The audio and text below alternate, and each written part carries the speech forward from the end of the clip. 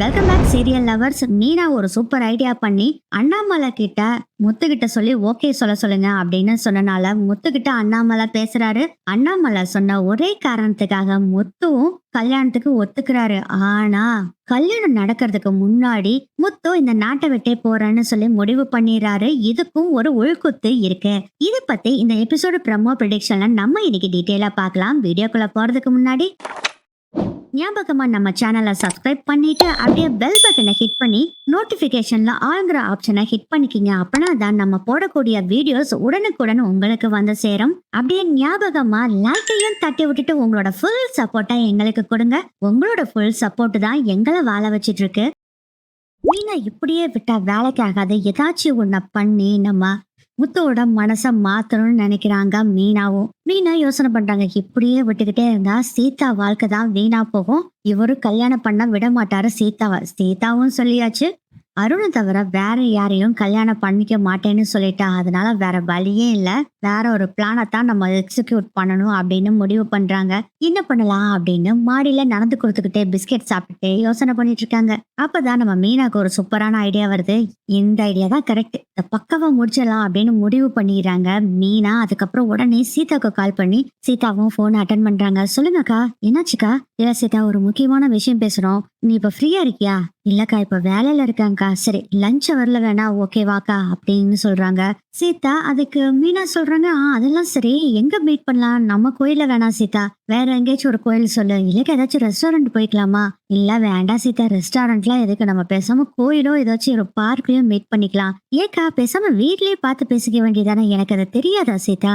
வீட்ல எல்லாம் இது பேசக்கூடிய விஷயம் இல்ல சீதா. சோ நம்ம ஏதாச்சும் ஒரு கோயில் சொல்லு அப்படின்னு மீனா சொல்றாங்க. அக்கா, எனக்கு ஒரு half an hour தான் டைம் இருக்கும். சோ பக்கத்துல ஒரு கோயில் இருக்கு, அங்க வேணா போய்க்கலாம்னு சொல்லி கோயில் பேரை சொல்றாங்க. ஏன்னா அவங்க ஹாஸ்பிட்டல் பக்கத்துல அந்த கோயில் இருக்கனால ஈஸியா போயிட்டு வர எனக்கு வசதியா இருக்கும் அப்படின்னு சீதாவும் சொல்றாங்க. அதை கேட்டுட்டு மீனா, சரி சீதா, நான் வந்துடுறேன். நீ ஒரு அரை மணி நேரத்துக்கு முன்னாடி எனக்கு கால் பண்ணிட்டேன்னு வச்சுக்கேன். லஞ்சுக்கு போறதுக்கு முன்னாடி நானும் வந்து சேர்ந்துருவேன். நீ வரது கரெக்டா இருக்கும் அப்படின்னு மீனா சொல்றாங்க. அதுக்கு சீதா கேக்குறாங்க, அக்கா மறுபடியும் கேக்குறேன், என்ன அவ்வளவு சீக்கிரட்டா என்ன பேச வேண்டியது இருக்கு? ஏன் உன் வாழ்க்கை பிரச்சனை தாண்டி, நீ முதல்ல வா சீதா, அப்புறம் பேசிக்கலாம். இல்லக்கா, மாமாக்கும் அம்மாவுக்கும் தெரியாம எதுவுமே செய்ய முடியாது. ஏன் அதெல்லாம் பாத்துக்கலாம், முதல்ல நான் சொல்றத முதல்ல கேட்டுட்டு கோயிலுக்கு வந்து சேரு அப்படின்னு மீனா சொல்றாங்க.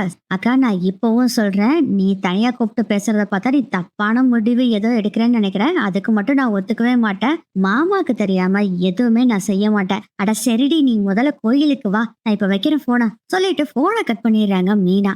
இவ ஒருத்தி சீதா எப்ப பார்த்தாலும் மாமா மாமான்ட்டே இருக்கா. அவங்க மாமா இவரோட லைஃப் முதல்ல பாக்குறாளா? சீதா விரும்புறேன்னு சொல்லியும் கேட்காம இவரு பாட்டுல அவரு வேற ஒரு முடிவு எடுத்துட்டு இருக்காரு. இவருக்கு புரியுதா ஒன்னா எவ்வளவு நம்பிக்கை வச்சிருக்கா இந்த சீதா? இவரை ஏன் தான் மத்தவங்க மனசை புரிஞ்சுக்காம பிடிவாதமா இருக்காருன்னு தெரியல. இத புலம்பிட்டு இருந்தோம்னா அங்க பூ கொடுக்க முடியாது. அது மட்டும் இல்லாம சீதா கிட்ட வேற பேச வர்றேன்னு சொல்லியிருக்கேன். சீக்கிரம் போய் பூவை கொடுத்துட்டு வரலான்ட்டு மீனாவும் வேகமா போய் பூவெல்லாம் எல்லா பக்கமும் கொடுத்துட்டு அதுக்கப்புறம் சீதா சொன்னாங்கல்ல ஒரு கோயில், அந்த கோயிலுக்கு வர்றாங்க. கடைசியில கோயில் வேற மூடி இருக்கு. பரவாயில்ல, அங்க கோயிலுக்கு வெளியவே நின்னுகிட்டு இருக்காங்க மீனாவும். கரெக்டா அங்க சீதாவும் வந்துடுறாங்க. அக்கா, கோயில் மூடிருச்சேக்கா. பரவாயில்ல சீதா, நம்ம கோயில் முன்னாடியே நின்னு பேசிக்கலாம் அப்படின்னு மீனா சொல்றாங்க. சொல்லுக்கா, என்ன விஷயம்? இல்லடி, உங்க மாமா இப்படியே பண்ணிட்டு இருக்காரு, உன்னோட கல்யாணத்தை நடக்க விட மாட்டாரு போல இருக்குடி. ரொம்ப பிடிவாதமா இருக்காரு சீதா. எனக்கு அதுதான் மனசுக்கு ரொம்ப கஷ்டமா இருக்குது. இதுக்கா அக்கா நீ இவ்வளவு கஷ்டப்பட்டுட்டு இருக்க?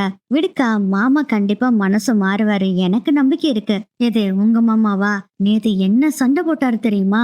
அம்மா போய் உங்க மாமா கிட்ட பேசியிருக்காங்க, அதுக்கு வந்து என்கிட்ட சண்டை போடுறாரு. உன்னோட வாழ்க்கை நல்லா இருக்கணும்னா நான் சொல்ற மாதிரி செஞ்சேன் நான் தாண்டி ஆகும். என்னக்கா பண்ண சொல்ற? மாமா மனச நான் மாத்த ட்ரை பண்ணுங்கிறியா? அதெல்லாம் எதுவுமே பண்ண முடியாதுடி. உங்க மாமா எப்ப பார்த்தாலும் தான் பிடிச்ச முயலுக்கு 3 காலு 2 காலுன்னு சொல்லிக்கிட்டு இருக்காரு. அதை நம்ம ஏத்துக்க முடியுமா? அதெல்லாம் முடியாது. இப்படியே உங்க மாமா கிட்ட சம்மதம் வேணும் சம்மதம் வேணும்னு சொல்லிக்கிட்டே இருந்தேன்னு வச்சுக்க, வேலைக்கே ஆகாது. வேற என்னக்கா பண்ண முடியும்? மாமா சம்மதம் சொன்னா மட்டும்தான் நான் ஒத்துக்குவேன். ஏன்னா மாமா அப்பா ஸ்தானத்துல இருந்து செஞ்சிட்டு இருக்காருக்கா. அதனால மாமா ஓகே சொன்னா மட்டும்தான் நான் ஒத்துக்குவேன் அப்படிங்கிறாங்க. இல்ல சீதா, புரிஞ்சுக்கோ, நான் சொல்றத கேட்டுட்டு நீ என்னமோ பேசு. சரிக்கா சொல்லுக்கா.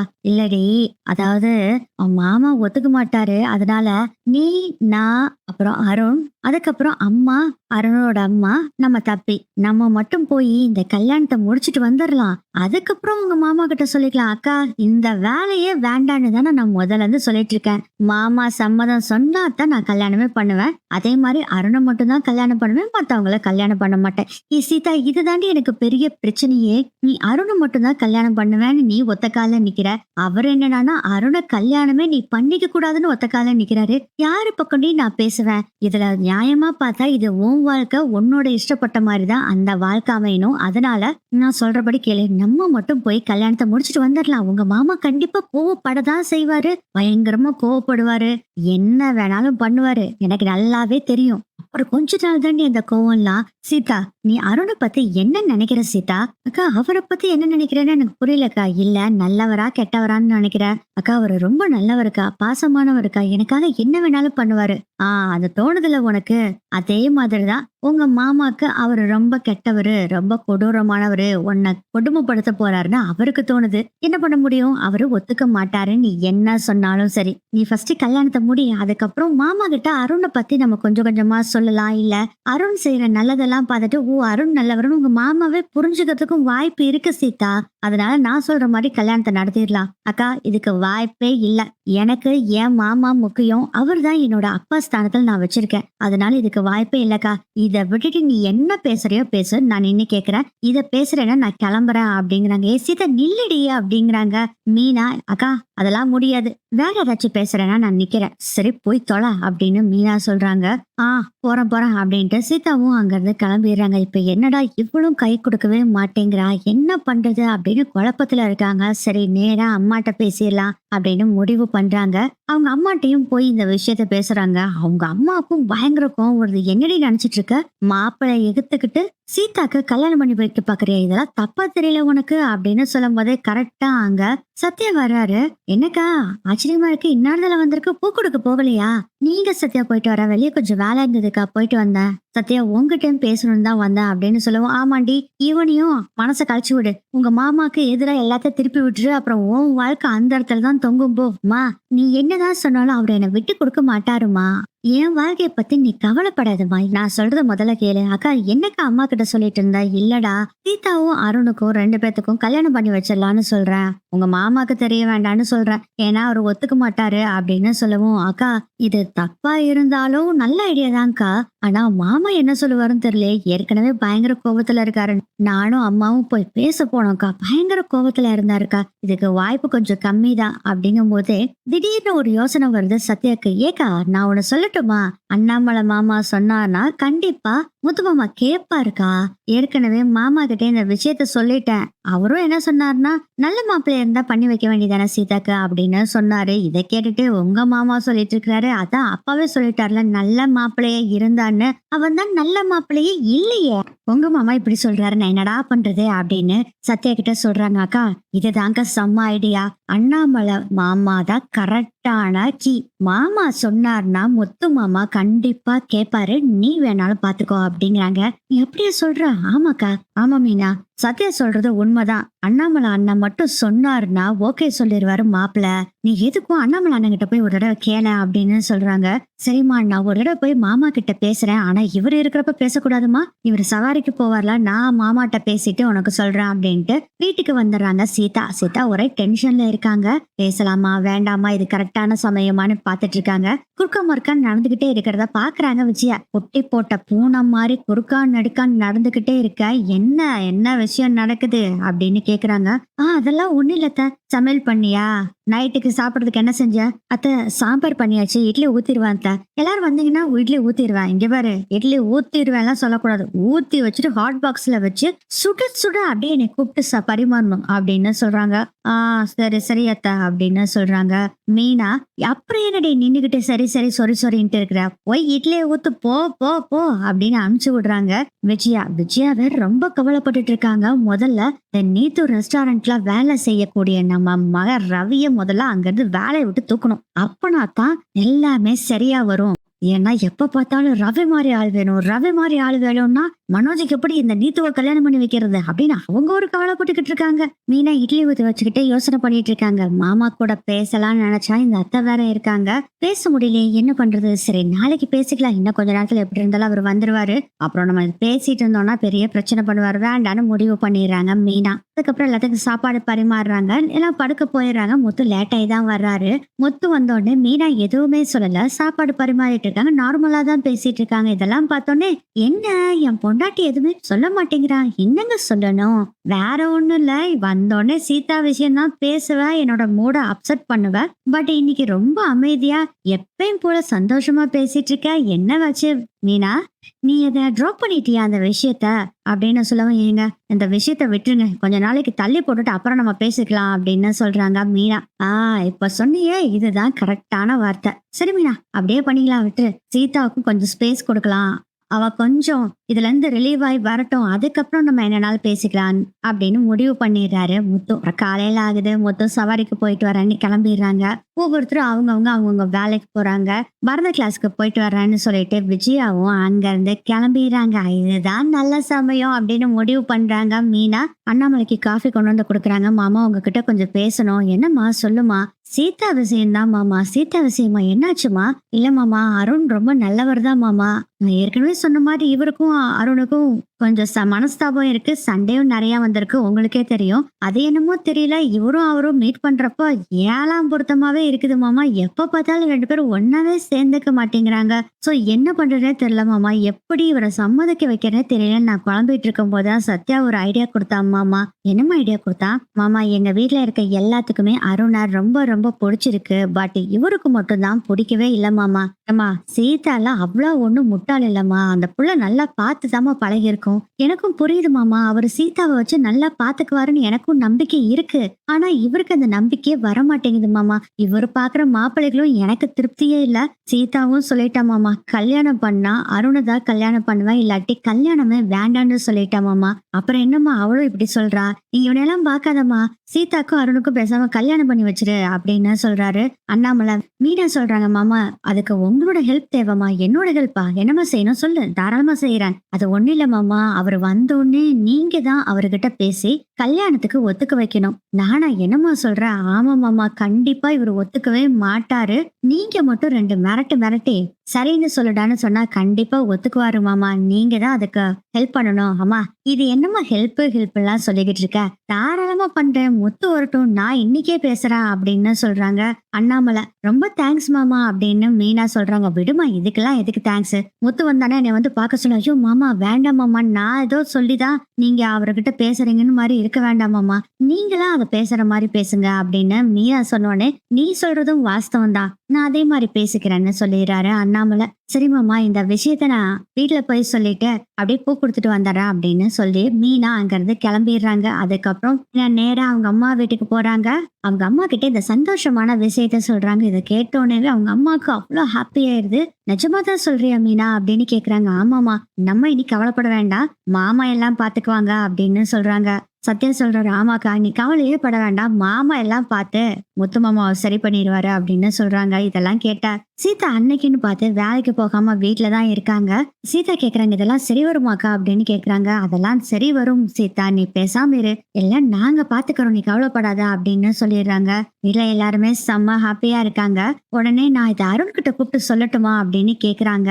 சீதா தாராளமா கூப்பிட்டு சொல்லு அப்படின்னு மீனாவும் சொல்றாங்க. அதுக்கு மீனா அம்மா சொல்றாங்க, இல்ல வேண்டாம், முதல்ல மாப்பிள்ளை கிட்ட சம்மதத்தை வாங்கட்டும் அண்ணாமலை அண்ணன், அதுக்கப்புறம் கூப்பிட்டு சொல்லிக்கலாம். சத்யா சொல்றாரு, ஆமாக்கா அம்மா சொல்றதுதான் கரெக்ட், வேணாக்கா நீ அருணுக்கு போன் பண்ணாத, அப்புறம் அண்ணாமலை மாமா சொன்ன பின்னாடி அப்புறம் பாத்துக்கலாம், மாமா முதல்ல ஓகே சொல்லிட்டோம் அதுக்கப்புறம் சொல்லிக்கோ அப்படிங்கிறாங்க. இருந்தாலும் மனசு பொறுக்கல, இல்ல நான் இது மட்டும் சொல்லிடுறேனே அப்படின்னு சொல்றாங்க. ஏன்னா உங்களை பார்க்க மாட்டேன் பேச மாட்டேன்னு வேற சீதா சொல்லிட்டாங்களா, அதனால ரொம்ப கவலையில் இருப்பார்ல அருண், இதை சொல்லலாம் அப்படின்னு சொல்லிட்டு அருணுக்கு கால் பண்றாங்க. என்னடா இது சீதா கால் பண்றாரு அப்படின்னு பார்த்துட்டு அருண் போன் அட்டன் பண்றாரு. சீதா அப்படிங்கும் போது, ஐம் சாரி சாரிங்க நான் அப்படி சொன்னதுக்கு அப்படின்னு சொல்றாங்க. பரவாயில்ல சீதா இருக்கட்டும், நீ சொல்லு என்ன விஷயம் அப்படின்னு கேக்குறாங்க. எங்க வீட்ல எல்லாத்துக்குமே உங்கள பிடிச்சிருக்கு. ஆனா என் மாமாக்கு பிடிக்கலன்னா உங்கள வேண்டான்னு சொன்னேன்னு உங்களுக்கு நல்லாவே தெரியும். ஆனா எங்க அண்ணாமலை மாமாவ வச்சு மாமாவ கன்வின்ஸ் பண்ணலான்னு எங்க அக்கா எங்க வீட்ல இருக்கவங்க எல்லாம் முடிவு பண்ணிருக்காங்க அப்படிங்கிற விஷயத்த சீதா சொல்றாரு. இத கேட்டோன்னே காண்டாகுறாரு. இதான் ஏற்கனவே சொல்லிட்டியே உங்க மாமா தான் முக்கியம்னு. அவன் சம்மதம் சொன்னாதான் என் கல்யாணம் நடக்கணும்னா எனக்கு அதை நினைச்சவே காண்டா இருக்கு. அவனை நினைக்கும் போதே அப்படிங்கும்போது இங்க பாருங்க, என் மாமாவை பத்தி தப்பா பேசுற வேலை வச்சுக்காதீங்க. அவன் இவன்னு முதல்ல பேசுற வேலையை நிறுத்துங்க. எங்க மாமா தான் எல்லாமே. எங்க மாமா மட்டும் நீங்க ஏதாச்சும் சொன்னீங்கன்னா அப்படிங்க ஓகே ஓகே ரிலாக்ஸ் ரிலாக்ஸ். சரி சம்மதம் எப்படியும் வாங்கிடுவார்ல உங்க அண்ணாமலை மாமா அப்படின்னு ஒரு நக்கலாவே பேசுறாரு. அப்படியும் எங்க அண்ணாமலை மாமா சொன்னா எங்க மாமா கேட்பாங்க அப்படின்னு சீதா சொல்றாங்க. ரொம்ப சந்தோஷமா சொல்றாங்க. ஆனா அருணுக்கு செம்ம காண்டு. சாதாரண அந்த டிரைவர் சொல்லி என் கல்யாணம் நடக்கணுமா, அதுவும் என்னோட எதிரியவ அவன் சொல்லி கல்யாணம் நடக்குதுங்கும் போதுதான் எனக்கு மனசுக்கு கஷ்டமா இருக்குதே அப்படின்னு ரொம்ப ஃபீல் பண்ணிட்டு இருக்காரு அருண். சீதா போன் பேசிட்டு வர்றாங்க. மா அவர்கிட்ட சொல்லிட்டேன், அவரு ரொம்ப ஹாப்பியா ஃபீல் பண்ணாரு அப்படின்னு சொல்றாங்க. அதுக்கு சீதா அம்மா சொல்றாங்க எல்லாம் ஓகே தாண்டி, மாப்பிள்ளை முதல்ல ஒத்துக்கணும், அதுலதான் இருக்க விஷயம் அப்படின்னு சொல்றாங்க. அதுக்கப்புறம் நைட் ஆயிருது. முத்து வீட்டுக்கு வராரு. வீட்டுக்கு வரப்பே பாத்தீங்கன்னா மல்லிகைப்பூ அல்வா அது இதுன்னு நம்ம மீனாக்கு வாங்கிட்டு வர்றாங்க. ஏன்னா சீதா விஷயத்துல காம்ப்ரமைஸ் பண்ணியாச்சு அப்படின்னு முத்து நினைச்சிட்டு அவரும் வாங்கிட்டு வர்றாரு. மீனா மீனா அப்படின்னு கூப்பிட்டுட்டே வர்றாரு. டே டே இங்க வா இங்க வா அப்படின்னு அண்ணாமலை கூப்பிடாரு. ஏப்பா மீனா கிட்ட பேசுறதுக்கு முன்னாடி உங்ககிட்ட கொஞ்சம் நான் பேசணும் அப்படின்னு சொல்றாரு அண்ணாமலை. என்னப்பா சொல்லுப்பா. இல்ல இதை இங்க பேச முடியாது, தனியா தான் பேசணும் அப்படின்னு சொல்லிட்டு ஒரு ரவுண்டு கார்ல அப்படி போயிட்டு வரலாமாடா அப்படின்னு அண்ணாமலை கேக்குறாரு. தாராளமாப்பா, என்னப்பா இதை போய் இப்படி சொல்றீங்க, வாங்க கூட்டிட்டு போறா அப்படின்னு சொல்லிட்டு முத்து கார்ல கூட்டிட்டு போறாரு. அப்பா நம்ம ரெண்டு பேரும் இப்படி காத்து வாங்கிட்டே போறது நல்லா இருக்குல்லப்பா அப்படிங்கிறாரு முத்து. நல்லா இருக்கு நல்லா இருக்குதோ, அங்க ஒரு பார்க் வருது பாருடா, அங்க நிறுத்துடா. சரிப்பா, ஏன் பார்க்ல காத்து வாங்குறீங்களா இல்ல வாக்கிங் போறீங்களா? டேய் வண்டியை நிறுத்த சொன்னா நிறுத்தணும், சும்மா என்ன அது இதெல்லாம் கேள்வி கேட்க கூடாது சரியா? ஓகேப்பா நான் கேள்வி எல்லாம் கேட்கல அப்படின்னு சொல்லிட்டு காரை நிறுத்துறாரு. வா அப்படியே இந்த பார்க்ல உட்காந்துட்டு பேசலாம் அப்படின்னு சொல்லிட்டு முத்து கூட வர்றாரு. வந்து உட்காரும் போது அங்க கடையில வறுத்துக்கிட்டு போயிட்டு இருக்காங்க. அண்ணா ஒரு நிமிஷம் நில்லுங்கண்ணே. முத்து போய் வறுத்து நடக்கல ரெண்டு பேத்துக்கு வாங்கிட்டு வந்து இதாப்பா சாப்பிடுப்பா அப்படின்னு சொல்லி கொடுக்குறாரு. ரெண்டு பேரும் சாப்பிட்டுக்கிட்டே பேச ஆரம்பிக்கிறாங்க. சும்மா சாதாரணமா பேசிக்கிட்டு இருக்காங்க. ஒரு லைஃப் எப்படி போயிட்டு இருக்குது, தொழில் எப்படி போயிட்டு இருக்கு, என்ன ஏதுன்னா அது இப்படியே ஸ்டார்ட் பண்றாரு அண்ணாமலை. இவரும் நல்லா போயிட்டு இருக்கு அப்படிங்கிற மாதிரி பேசிட்டு இருக்காங்க. அப்புறம்டா இன்னொரு விஷயம், நம்ம மீனாவோட குடும்பத்துக்கு நீதான் தலைவன் மாதிரி, அவங்க விஷயத்துல நீதான் நல்ல ஒரு முடிவு எடுக்கணும். ஆமாப்பா, அதனாலதான் ஒரு சூப்பரான முடிவு நம்ம சீதாவுக்காக எடுத்திருக்கப்பா. நல்ல ஒரு மாப்பிள்ளை பாக்குறேன்னு சொல்லியிருக்கேன் சீதாக்கு அப்படின்னோடனே, அடே அவளுக்கு தான் வேற ஒரு பையனை பிடிச்சிருக்குல்ல, பேசாம அவனவே கல்யாணம் பண்ணி வச்சிட வேண்டியதானே. என்னப்பா நீங்க பேசிட்டு இருக்கிறீங்க? இந்த சீதா பாத்திருக்கான் அந்த அருண் எப்படிப்பட்ட ஆள் தெரியுமா? அவன் வஞ்சகம் பிடிச்சவன், பழிக்கு பழி வாங்கணும்னு நினைக்கிறவன். அவனுக்கு சீதாவை கல்யாணம் பண்ணி கொடுத்தா சீதாவோட வாழ்க்கை தான்ப்பா கெட்டு போகும். பாவம்பா சீதா, வேண்டாம்ப்பா. டே சீதாக்கு தெரியாதா? நீ பெரிய இவன் மாதிரி பேசிட்டு இருக்க, உனக்கும் அவனுக்கும் ஆகலைன்னா சீதாவுக்கும் அந்த பையன் ஒத்து வர மாட்டான். நீ எப்படி சொல்லலாம்? சீதாவை தங்கமா தாங்குறானாம பையன். மீனா வீட்டுல எல்லாரும் சொல்லிட்டு இருக்காங்க. ஆனா நீ என்னடானா இப்படி பேசிட்டு இருக்க? இங்க பாருடா, இந்த அப்பா மேல உனக்கு நம்பிக்கை இருக்குதுல்ல? ஆமாப்பா, நான் சொல்றத கேட்பேல? கண்டிப்பா கேட்பேன்ப்பா. அப்போ அருணுக்கும் சீதாவுக்கும் கல்யாணம் பண்றதுக்கு ஓகே சொல்லு அப்படிங்கிறாங்க. என்னப்பா பேசுற? சொல்லு முதல்ல மீனா கிட்ட போய். சரிப்பா சொல்றேன்ப்பா அப்படிங்கிறாரு. செம்ம கோவத்துல இருக்காரு முத்து. டே இந்த கோவப்படுற வேலையெல்லாம் வச்சுக்காத. அதே மாதிரி மீனா வீட்டுலயும் போய் இந்த கல்யாணத்துக்கு எனக்கு சம்மதம்னு நீ சொல்லிட்டு வரணும் அப்படிங்கிறாங்க.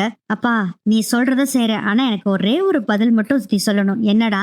என்கிட்ட இப்படி பேச சொன்னது அந்த மீனா தான். டே மீனா சொல்லனா எனக்கு அறிவு இல்லையா? நான் பேச மாட்டேனா? நீங்க ரெண்டு பேரும் இப்படி பண்ணிட்டு இருக்கிறத பாத்துட்டு தான் நான் இப்ப பேசுறேன். நீ முதல்ல அங்க ஓகே சொல்லு. அண்ணாமலை சொல்றாரு. சரிப்பா சொல்றேன், இது பேசுறதுக்காக தான் நீ கூப்பிட்டுட்டு வந்தியா? ஆமாடா, என் மேல உனக்கு மதிப்பு இருக்குன்னா அவங்க கிட்ட ஓகே சொல்லு. அப்பா அதுதான் நான் சொல்லிட்டேனே ஓகே சொல்றேன்னு, அப்புறம் என்னப்பா வாங்க போலாம் அப்படின்னு சொல்லிட்டு வீட்டுக்கு வந்துடுறாங்க. வீட்டுக்கு வந்தோடனே அண்ணாமலை மீனாவை கூப்பிடுறாங்க. கரெக்டா மீனாவும் வர்றாங்க. மாமா சொல்லுங்க மாமா அப்படின்ட்டு வர்றாங்க. டேய் சொல்லுடா அப்படின்னு சொல்றாங்க அண்ணாமலை. டே முறைக்கிறாங்க மீனாவை பார்த்து முத்து. மீனா பேசாம இருந்துக்கிறாங்க. டே என்னடா அவளை மறைச்சிட்டு இருக்கா, சொல்லு முதல்ல. சொல்றேன்ப்பா இருங்க, எனக்கு அது சம்மதம் தான் சொல்லி செவுத்த பார்த்து சொல்லிக்கிட்டு இருக்காரு முத்து. என்னடா செவுத்துக்கிட்ட என்னத்த சம்மதம் சொல்லிட்டு இருக்கிறப்பா? என்னப்பா? மீனா முகத்தை பார்த்து அருணுக்கும் சீதாவுக்கும் கல்யாணம் நடக்கிறது எனக்கு சம்மதம்னு சொல்லு அப்படிங்கிறாங்க. அதான் சம்மதம்னு சொல்லிட்டேன்ல. யார்கிட்ட? மீனாட்ட சொன்ன, செவுத்துக்கிட்ட சொன்ன. நீ மீனாவை பார்த்து முதல்ல சொல்லு. சரிப்பா, எனக்கு சம்மதம் தான். அருணுக்கும் சீதாவுக்கும் கல்யாணம் பண்ணு, என்னத்தவோ பண்ணு, எனக்கு சம்மதம் அப்படின்னு சொல்றாங்க. முத்து மீனா கிட்ட அண்ணாமலை கேக்குறாங்க, சந்தோஷம் தானே மீனா இப்போ உனக்கு? சந்தோஷம் மாமா அப்படிங்கும் போது முறைச்சு பாக்குறாரு.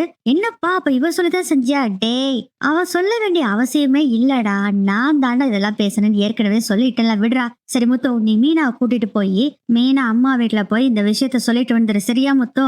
சரிப்பா அப்படின்ட்டு போறாரு. டேய், மீனாவையும் கூட்டிட்டு போ வா அப்படின்னு சொல்லி மீனா கிட்ட சொல்றாரு முத்து. என்னடா மிரட்டுற வேலையில வச்சிட்டு இருக்க, மரியாதையா கூப்பிடு அப்படின்னு சொல்றாங்க. வாங்கம்மா தாயி, போலாமா? போதுமாப்பா இது உனக்கு அப்படிங்கிறாங்க. முத்து சரி சரி போன்னு அனுப்பிச்சு விட்டுறாங்க. அதுக்கப்புறம் மீனா முத்து 2 பேரும் கார்ல போயிட்டு இருக்காங்க. மீனாக்கு ரொம்ப சந்தோஷம். ரொம்ப சந்தோஷங்க, தேங்க்ஸ் அப்படின்னு சொல்றாங்க. எதுக்குமே பதில் சொல்ல முத்து நேரா அவங்க வீட்டுக்கு போறாங்க. அம்மா, அவரு உங்ககிட்ட பேசணும்னு வர்றாருமா அப்படின்னு சொல்லி மீனா சொல்றாங்க. முத்து அங்கே அப்படியே நின்னுட்டு இருக்காரு. மாப்பிள்ள உள்ள வாங்க மாப்பிள்ள அப்படிங்கவும் உள்ள வர்றாரு முத்து. சீதா எங்க அத்தா அப்படின்னு கேக்குறாங்க. அதான் உள்ள இருக்கா அப்படின்னு சொல்லிட்டு, சீதா இங்க வா அப்படின்னு சொல்லும் போதே, மாமா வாங்க மாமா அப்படின்னு கேட்டுட்டே உள்ள வர்றாரு சத்யா. இப்போ சத்யா, மீனாவோட அம்மா, சீதா எல்லாருமே அங்க இருக்காங்க. அவங்க கிட்ட எல்லாத்தையும் வச்சு சொல்றாரு. எனக்கு இந்த கல்யாணத்துல சம்மதம் அப்படின்னு சொல்லிட்டு அங்கிருந்து கடகடன்னு போயிடுறாரு முத்து. எல்லாத்துக்குமே செம்ம ஹாப்பி. மாப்பிள மாப்பிள அப்படின்னு கூப்பிடுறாங்க சீதாவோட அம்மா. ஆனா எதுவுமே பேசல. அங்க இருந்து முத்து போயிடுறாரு. சத்யா நல்லா பேசணும்ல, அதே மாதிரி மாமா கிட்ட போய் பேசணும்மா. மாமாவும் அவர்கிட்ட பேசிருக்காரு, அதனாலதான் கல்யாணத்துக்கு சரின்னு சொல்லிட்டாரு. இப்ப சந்தோஷம் தானே சீதா அப்படின்னு சொல்றாங்க. ரொம்ப சந்தோஷம் தான். ஆனா மாமா கோவமா போறாரு. சீதா கோபமா தான் போவாரு, அதெல்லாம் போக போக சரியா போயிரும், நீ கவலைப்படாத. சரிம்மா, நிச்சயத்துக்கு இந்த விஷயத்தையெல்லாம் நீ பாத்துக்கோ, நானும் மாமாட்ட பேசிக்கிறேன் சரியா? அப்புறம் உனக்கு கால் பண்ணி என்ன பண்ணலான்னு பேசலாமா?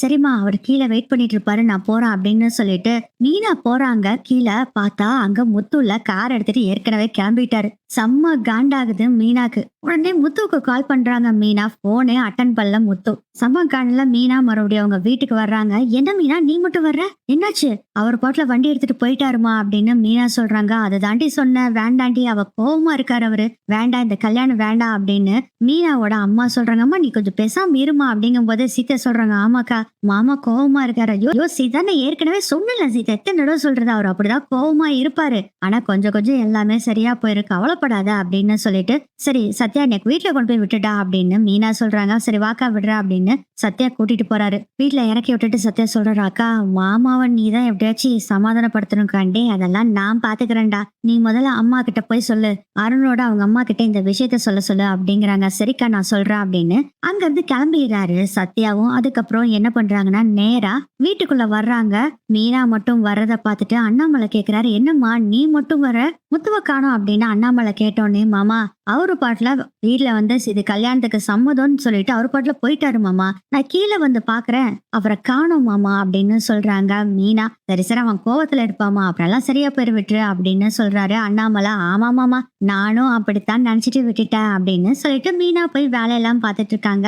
அவங்க அம்மா கூட அப்படியே போன் பேசிக்கிட்டே வேலையெல்லாம் பார்த்துட்டு இருக்காங்க. அவங்க அம்மா கிட்ட சொல்றாங்க, அம்மா நீ முதல்ல அருணோட அம்மா கிட்ட இந்த விஷயத்த சொல்லி கல்யாணத்துக்கு ஏற்பாடு பண்ண, நிச்சயம் சும்மா சிம்பிளா வச்சுக்கலாம் அப்படின்னு இவங்க பேசிக்கிட்டு இருக்காங்க. அதுக்கப்புறம் சமையல்லாம் பண்ணி முடிச்சுட்டு எல்லாரும் சாப்பிட வந்துட்டாங்க. முத்து வரவே இல்லை. முத்துக்காக சாப்பாடு எடுத்து வச்சுட்டு மீனா வெயிட் பண்ணிட்டு இருக்காங்க. ரொம்ப சந்தோஷமா இருக்காங்க மீனா. ஆனா முத்து ரொம்ப நேரம் கிளம்பிச்சு வர்றாரு, ஃபுல் போதையில வர்றாரு. நான் நினைச்சேங்க நீங்க குடிச்சிட்டு தான் வருவீங்கன்னு அப்படின்னு மீனா கோவப்படுறாங்க. ஆனா முத்து எதுவுமே பேசல, மௌனமா வந்து முத்து படுத்துக்கிறாரு. காலையில ஆகட்டும் இருக்கு உங்களுக்கு அப்படின்னு நினைச்சிட்டு மீனாவும் படுத்து தூங்கிடுறாங்க. காலையில எழுந்திரிச்சோடனே முத்து எதுவுமே பேசல.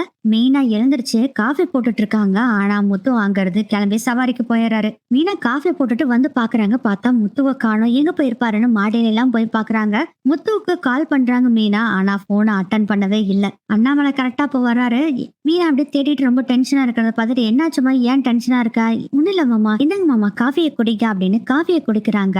மீனா அந்த காஃபியை வாங்கி குடிச்சுக்கிட்டே, ஏமா முத்து எங்கம்மா அப்படிங்க. மாமா எங்கிட்ட சொல்லவே இல்லை மாமா, அவரு பாட்டுல போயிட்டாரு, விடுமா 2 நாளைக்கு மேல அப்படித்தான் கோபமா இருப்பான், அப்புறம் எல்லாம் சரியா போயிரும், நான் 2 கண்டிச்சு வைக்கிறேன் விடு அப்படின்னு சொல்றாரு. அண்ணாமலை சரி மாமா அப்படின்ட்டு மீனாவும் போய் வேலையை பார்த்துட்டு இருக்காங்க.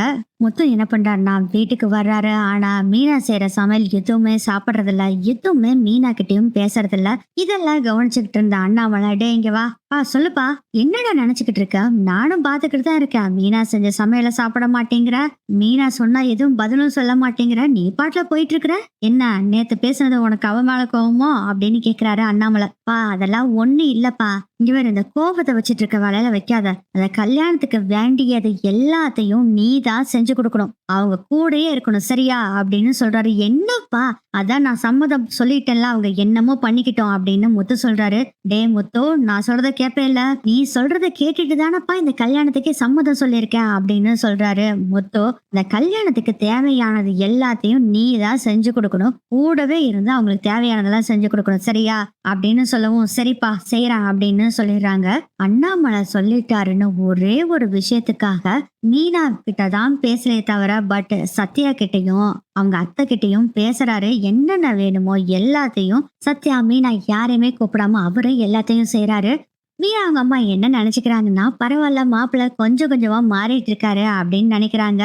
சிம்பிளா நிச்சயத்தையும் வீட்டிலேயே முடிக்கிறாங்க. அருண் பாத்தீங்கன்னா ரொம்ப திமுறா கெத்தா வந்து உட்கார்றான். பார்த்தேன்ல, நீயே இந்த கல்யாணத்தை நடத்துற மாதிரி ஆயிடுச்சு பாரு அப்படின்னு நினைச்சுக்கிட்டு அப்படியே மறைச்சு பார்த்துட்டு நக்கலா ஒரு சிரிப்பு வேற சிரிக்கிறாரு. முத்துவை பார்த்து முத்துக்கு செம்ம காண்டாகுது. ஒண்ணுமே பேசல. அப்பா சொன்னாருன்னு ஒரே ஒரு வார்த்தைக்காக தான் இதை செய்யறேன் அப்படின்னு நினைச்சு வேலையெல்லாம் செஞ்சுக்கிட்டு இருக்காரு முத்து. நிச்சயத்துக்கான வேலையும் முடிஞ்சிருச்சு. அதே மாதிரி கல்யாணத்துக்கு தேவையான வேலை எல்லாத்தையும் இவரே இழுத்து போட்டு செய்யறாரு. பத்திரிக்கை அடிக்கிறது முதல் கொண்டு, அதுவும் சீதாக்கு எந்த பத்திரிக்கை பிடிச்சிருக்குன்னு கேட்டு அதே மாதிரி பத்திரிக்கையை வாங்கி கொடுக்குறாரு. மண்டபம் பிடிக்கிறாரு. சொந்தக்காரங்க எல்லாத்துக்குமே பத்திரிக்கை மீனா அவ குடும்பத்தோட கொண்டு போய் பத்திரிக்கை வைக்கிறதுக்கு இவர்தான் காரெல்லாம் எடுத்துட்டு போய் ஒவ்வொரு வீட்டுக்கும் பத்திரிக்கை வச்சுட்டு வர்றாங்க. ஆனா மீனா கிட்ட இது வரைக்கும் பேசவே இல்லை. மீனாவும் இவ்வளவோ ட்ரை பண்ணி பாக்குறாங்க முத்து கிட்ட பேசுறதுக்கு, பதிலுக்கு எந்த ஒரு பேச்சுமே பேசல. சரி, இந்த விஷயம் யாருக்கும் தெரிய கூடாது, கல்யாணம் முடிஞ்சு நம்ம பேசிக்கலாம் அப்படின்னு அசால்ட்டா விட்டுறாங்க. மீனாவும் முத்தும் பேசிக்க மாட்டாங்க. ஆனா வீட்டுக்கு வந்த அண்ணாமலை இருந்தா, அப்புறம் மீனாவோட வீட்டுக்கு போனாலாம் மீனா கூட பேசிக்குவாரு. ஏன்னா இவங்க ரெண்டு பேத்துக்கும் சண்டைன்னு தெரியக்கூடாது அப்படின்னு முத்தவும் முடிவு பண்ணிடுறாங்க. ஒரு வழியா பத்திரிக்கை எல்லாம் வச்சு முடிச்சிடுறாங்க. அப்போ மீனாவோட அம்மா சொல்றாங்க, மாப்பிள்ள உங்க ஃப்ரெண்ட்ஸுக்கு எல்லாம் பத்திரிக்கை வச்சிருங்களேன். இல்லாத்தா, என் ஃப்ரெண்ட்ஸுக்கு எல்லாம் பத்திரிக்கை வேண்டாம், அவங்க இந்த கல்யாணத்துக்கு வரமாட்டாங்க அப்படின்னு வெடுக்குன்னு சொல்லிட்டு எழுந்திரிச்சு போயிடுறாரு முத்து. என்ன மீனா, மாப்பிள்ள பாட்டுல இப்படி கோபமா போறாரு, இவ்வளவு நாள் நல்லா தானே எல்லாம் செஞ்சுட்டு இருந்தாரு, விடுமா எல்லாம் சரியா போயிடும் அப்படின்னு மீனா சொல்லிடுறாங்க. அதனால இவங்களும் பேசாம இருக்கிறாங்க. ஆனா முத்து அடிக்கடி எங்கேயோ ஒரு பக்கம் போயிட்டு வர்றாரு அப்படிங்கிறது மட்டும் மீனாக்கு தெரியுது. எங்க போறாரு, நம்ம கிட்ட எந்த விஷயம் சொல்றதில்ல, நம்ம கிட்ட ஒழுங்காவே பேசுறதுல, இதுல இந்த விஷயத்தெல்லாம் சொல்ல போறாரு, ஏதோ ஒரு விஷயம் நம்ம கிட்ட மறைக்கிறாரு அப்படிங்கறத மட்டும் மீனா தெரிஞ்சுக்கிறாங்க. அருண் சீதாக்கான கல்யாண நாளும் வருது. பயங்கரமா வேலை செஞ்சுட்டு இருக்காரு. பொண்ண மண்டபத்துக்கு கூட்டிட்டு போறது என்ன, மாப்பிள்ளைய மண்டபத்துக்கு கூட்டிட்டு வர செல்வத்தை அனுப்பிச்சு விட்டுருக்காரு. அப்புறம் மத்த கல்யாண வேலையெல்லாம் அவர் தான் நடத்திட்டு இருக்காரு. சமையல்காரங்க எல்லாத்தையும் அரேஞ்ச் பண்ணி எல்லாத்தையும் பார்த்துட்டு இருக்காரு. சீதா சொல்றாங்க மீனா கிட்ட, மாமா மறுபடியும் பழைய நிலைமைக்கு வந்துருவாருல, அதெல்லாம் வந்துருவாரு சீதா, நீ கவலையை விடு அப்படின்னு மீனாவும் சொல்லிடுறாங்க. கிச்சன் வேலையெல்லாம் முத்து செஞ்சுக்கிட்டு இப்படி அந்த சைடு வர்றாரு. அப்ப பார்த்தா அருண் அவங்க ஃப்ரெண்ட்ஸ் எல்லாம் நின்னுட்டு இருக்காங்க. அப்போ அருண் என்ன சொல்றாருன்னா, பார்த்தேன்ல, அருண் ரொம்ப நக்கலா நம்ம முத்துவ அவங்க ஃப்ரெண்ட்ஸ் கிட்ட பேசிட்டு இருக்காங்க. முத்துவுக்கு காண்டி ஏத்துற மாதிரி அருண் பேசிட்டு இருக்காரு.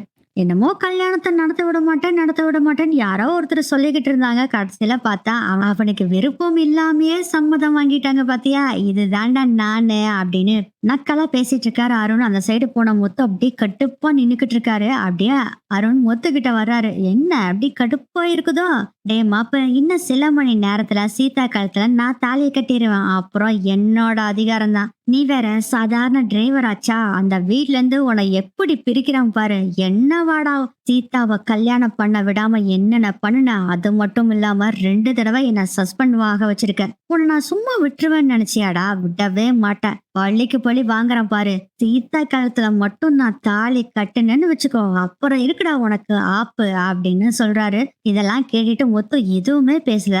கம்முன்னு அவரு பாட்டுல அங்க இருந்து கிளம்பிடுறாரு. முத்து நடந்து போயிட்டு இருக்கிறப்ப பார்த்தா அருண் அவங்க ஃப்ரெண்ட்ஸ் எல்லாரும் பயங்கரமா சிரிச்சுக்கிட்டு இருக்காங்க. பாத்தியா ஒண்ணுமே பேசாம போறான் பாரு அப்படின்னு கிண்டல் அடிச்சு பேசிக்கிட்டு இருக்காங்க. ஆக்சுவலா அருண் அவங்க ஃப்ரெண்ட்ஸ் எல்லாம் பேச்சுலர் பார்ட்டியில கலந்துகிட்டு இருக்காங்க. எல்லாரும் சரக்கு அடிச்சுக்கிட்டு போதையில பேசிட்டு இருக்கிறான்னு என்ன பேசுறான் ஏது பேசுறான் தெரியாம முத்துவ பயங்கரமா கலாய்ச்சி தள்ளுறாங்க. முத்துவும் கடுப்பாகிறாரு. இல்ல ஒண்ணும் செய்யக்கூடாது அப்பா சொல்லியிருக்காரு அப்படிங்கிற ஒரே வார்த்தைக்காக கட்டுப்பட்டு அவர் அமைதியா அங்க இருந்து போயிடுறாரு. முத்துவ கலாய்ச்சிட்டு இருக்கிறதா சத்யா பாத்துறாரு. செம்ம காண்டாகுது சத்யாக்கு. என்ன மாமா நீங்க பாட்டுல போய்கிட்டு இருக்கீங்க, அப்படி கலாய்க்கிறாரு அவரு. நீங்க பாட்டுல போயிட்டு இருக்கீங்க, டே எதுவும் பேசாதவா அப்படின்னு சொல்லி முத்துவும் அங்க இருந்து கூட்டிட்டு வந்துடுறாரு சத்யாவை. அப்பவே சத்யாக்கு அருணை பிடிக்கல. கொஞ்சம் கொஞ்சமா அருண் பத்தி தெரிஞ்சுக்க ஆரம்பிக்கிறாரு சத்யா. சத்யா நினைச்சு பாக்குறாரு, மாமா சொன்னது கரெக்ட் தான் போல இருக்கு. இவரு பழி வாங்க பாக்குறாரு, அக்காவை ஒழுங்கா வச்சு பாத்துக்குவாரா அப்படின்னு யோசனை பண்றாரு. இத போய் அக்கா கிட்ட சொல்லலாம்னு சொல்லிட்டு நேரா மீனா கிட்ட போய் இந்த விஷயத்த சொல்றாங்க. அப்போ மீனா சொல்றாங்க, சத்யா ஏற்கனவே இவங்க 2 பேத்துக்கும் முட்டிட்டு இருக்குடா. இவரு போய் அருண் கிட்ட என்ன பேசினாரோ தெரியாது, அவரு அதுக்கு பேசியிருப்பாரு. நீ விடுடா, நமக்கு இப்ப தேவையே சீதா சந்தோஷமா இருக்கணும், சீதாவை வாழ்க்கையில எப்பயுமே சந்தோஷமா இருக்கணும். எனக்கு நம்பிக்கை இருக்கு, அருண் நல்லா வச்சு பாத்துக்குவாருன்னு நம்பிக்கை இருக்கு அப்படிங்கவும். இல்லக்கா எனக்கு அந்த நம்பிக்கை கொஞ்சம் கொஞ்சமா குறைஞ்சிட்டு வருதுக்கா. அவர் பேசின வார்த்தைகள் அப்படி இருந்ததுக்கா, எனக்கு கொஞ்சம் கூட பிடிக்கல. அதுவும் மாமா கிட்டயே படிக்காதவன் நீ டிரைவரு அப்படி எப்படின்னு பேசினாரு. பாவம் மாமா எதுவுமே பேசல, மௌனமா அங்கிருந்து போயிட்டாருக்கா. எனக்கு ரொம்ப ஃபீல் ஆகுது அப்படின்னு சொல்லவும், இதை கேக்குறப்ப எனக்கும் கவலையா தான் இருக்குது. ஆனா இந்த சீதா அந்த அருணை காதலிச்சு தொலைச்சிட்டாலே நம்ம என்னடா பண்றது? முதல்ல இந்த கல்யாணத்தை முடிப்போம், அதுக்கப்புறம் இவங்க 2 பேத்தையும் உட்கார வச்சு பேசி இந்த சண்டே முதல்ல தீர்க்காண்டா அப்படின்னு சொல்றாங்க.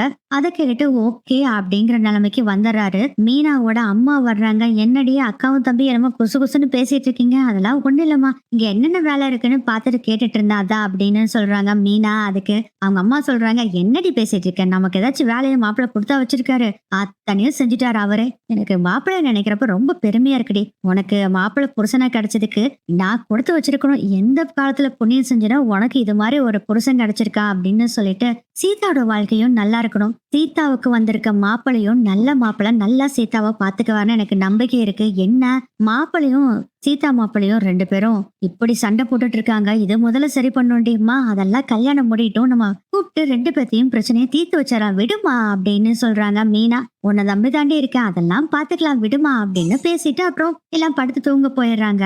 மோஸ்ட்லி எல்லா வேலையுமே முடிச்சுட்டாரு. அடுத்தது காலையில் நடக்கக்கூடிய வேலைகள் எல்லாத்துக்குமே செல்வத்தையும் அவங்க ஃப்ரெண்ட்ஸு கிட்டையும் பொறுப்பு கொடுக்குறாரு. செல்வம் கேட்கிறாரு, என்னாச்சுடா, எதுக்குடா என்கிட்ட கொடுத்துட்டு நீ எங்க போற?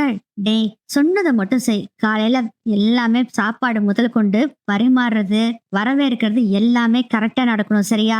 நீ ஏன் இப்படி சொல்ற, நீ எங்க போற அப்படின்னு சொல்லவும், நான் சொல்றத மட்டும் செய் அப்படின்னு சொல்றாரு. ஏன்டா நீ எங்கேயாச்சும் வெளியே போறியா, வரதுக்கு ஏதாச்சும் லேட் ஆகுமா அப்படின்னு கேக்குறாரு.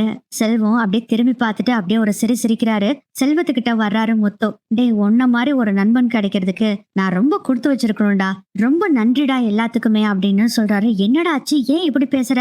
அதெல்லாம் ஒண்ணு இல்ல, நீ வேலையை பார்த்துக்கோ, நான் வீட்டுக்கு போறேன் அப்படின்னு சொல்றாரு. என்னடா வீட்டுக்கு போறேங்கிற, போயிட்டு வரேன்னு சொல்லுடா அப்படிங்கவும். அப்படி செல்வத்தை பார்த்து ஒரு சிரிச்சுட்டு முத்து அங்க இருந்து காரை எடுத்துட்டு வர்றாரு. நேரா அண்ணாமலை ரூமுக்கு போறாரு. அண்ணாமலை தூங்கிட்டு இருக்காரு. பக்கத்துலயே அவங்க அம்மாவும் தூங்கிட்டு இருக்காங்க. அண்ணாமலை கிட்ட போய் அப்படி பாக்குறாரு. மனசுக்குள்ள அப்படி நினைச்சிட்டு இருக்கிறாரு, என்ன மன்னிச்சிருப்பா, உன் கூடயே வாழ்நாள் முழுவதும் இருக்கணும்னு ஆசைப்பட்டேன்ப்பா.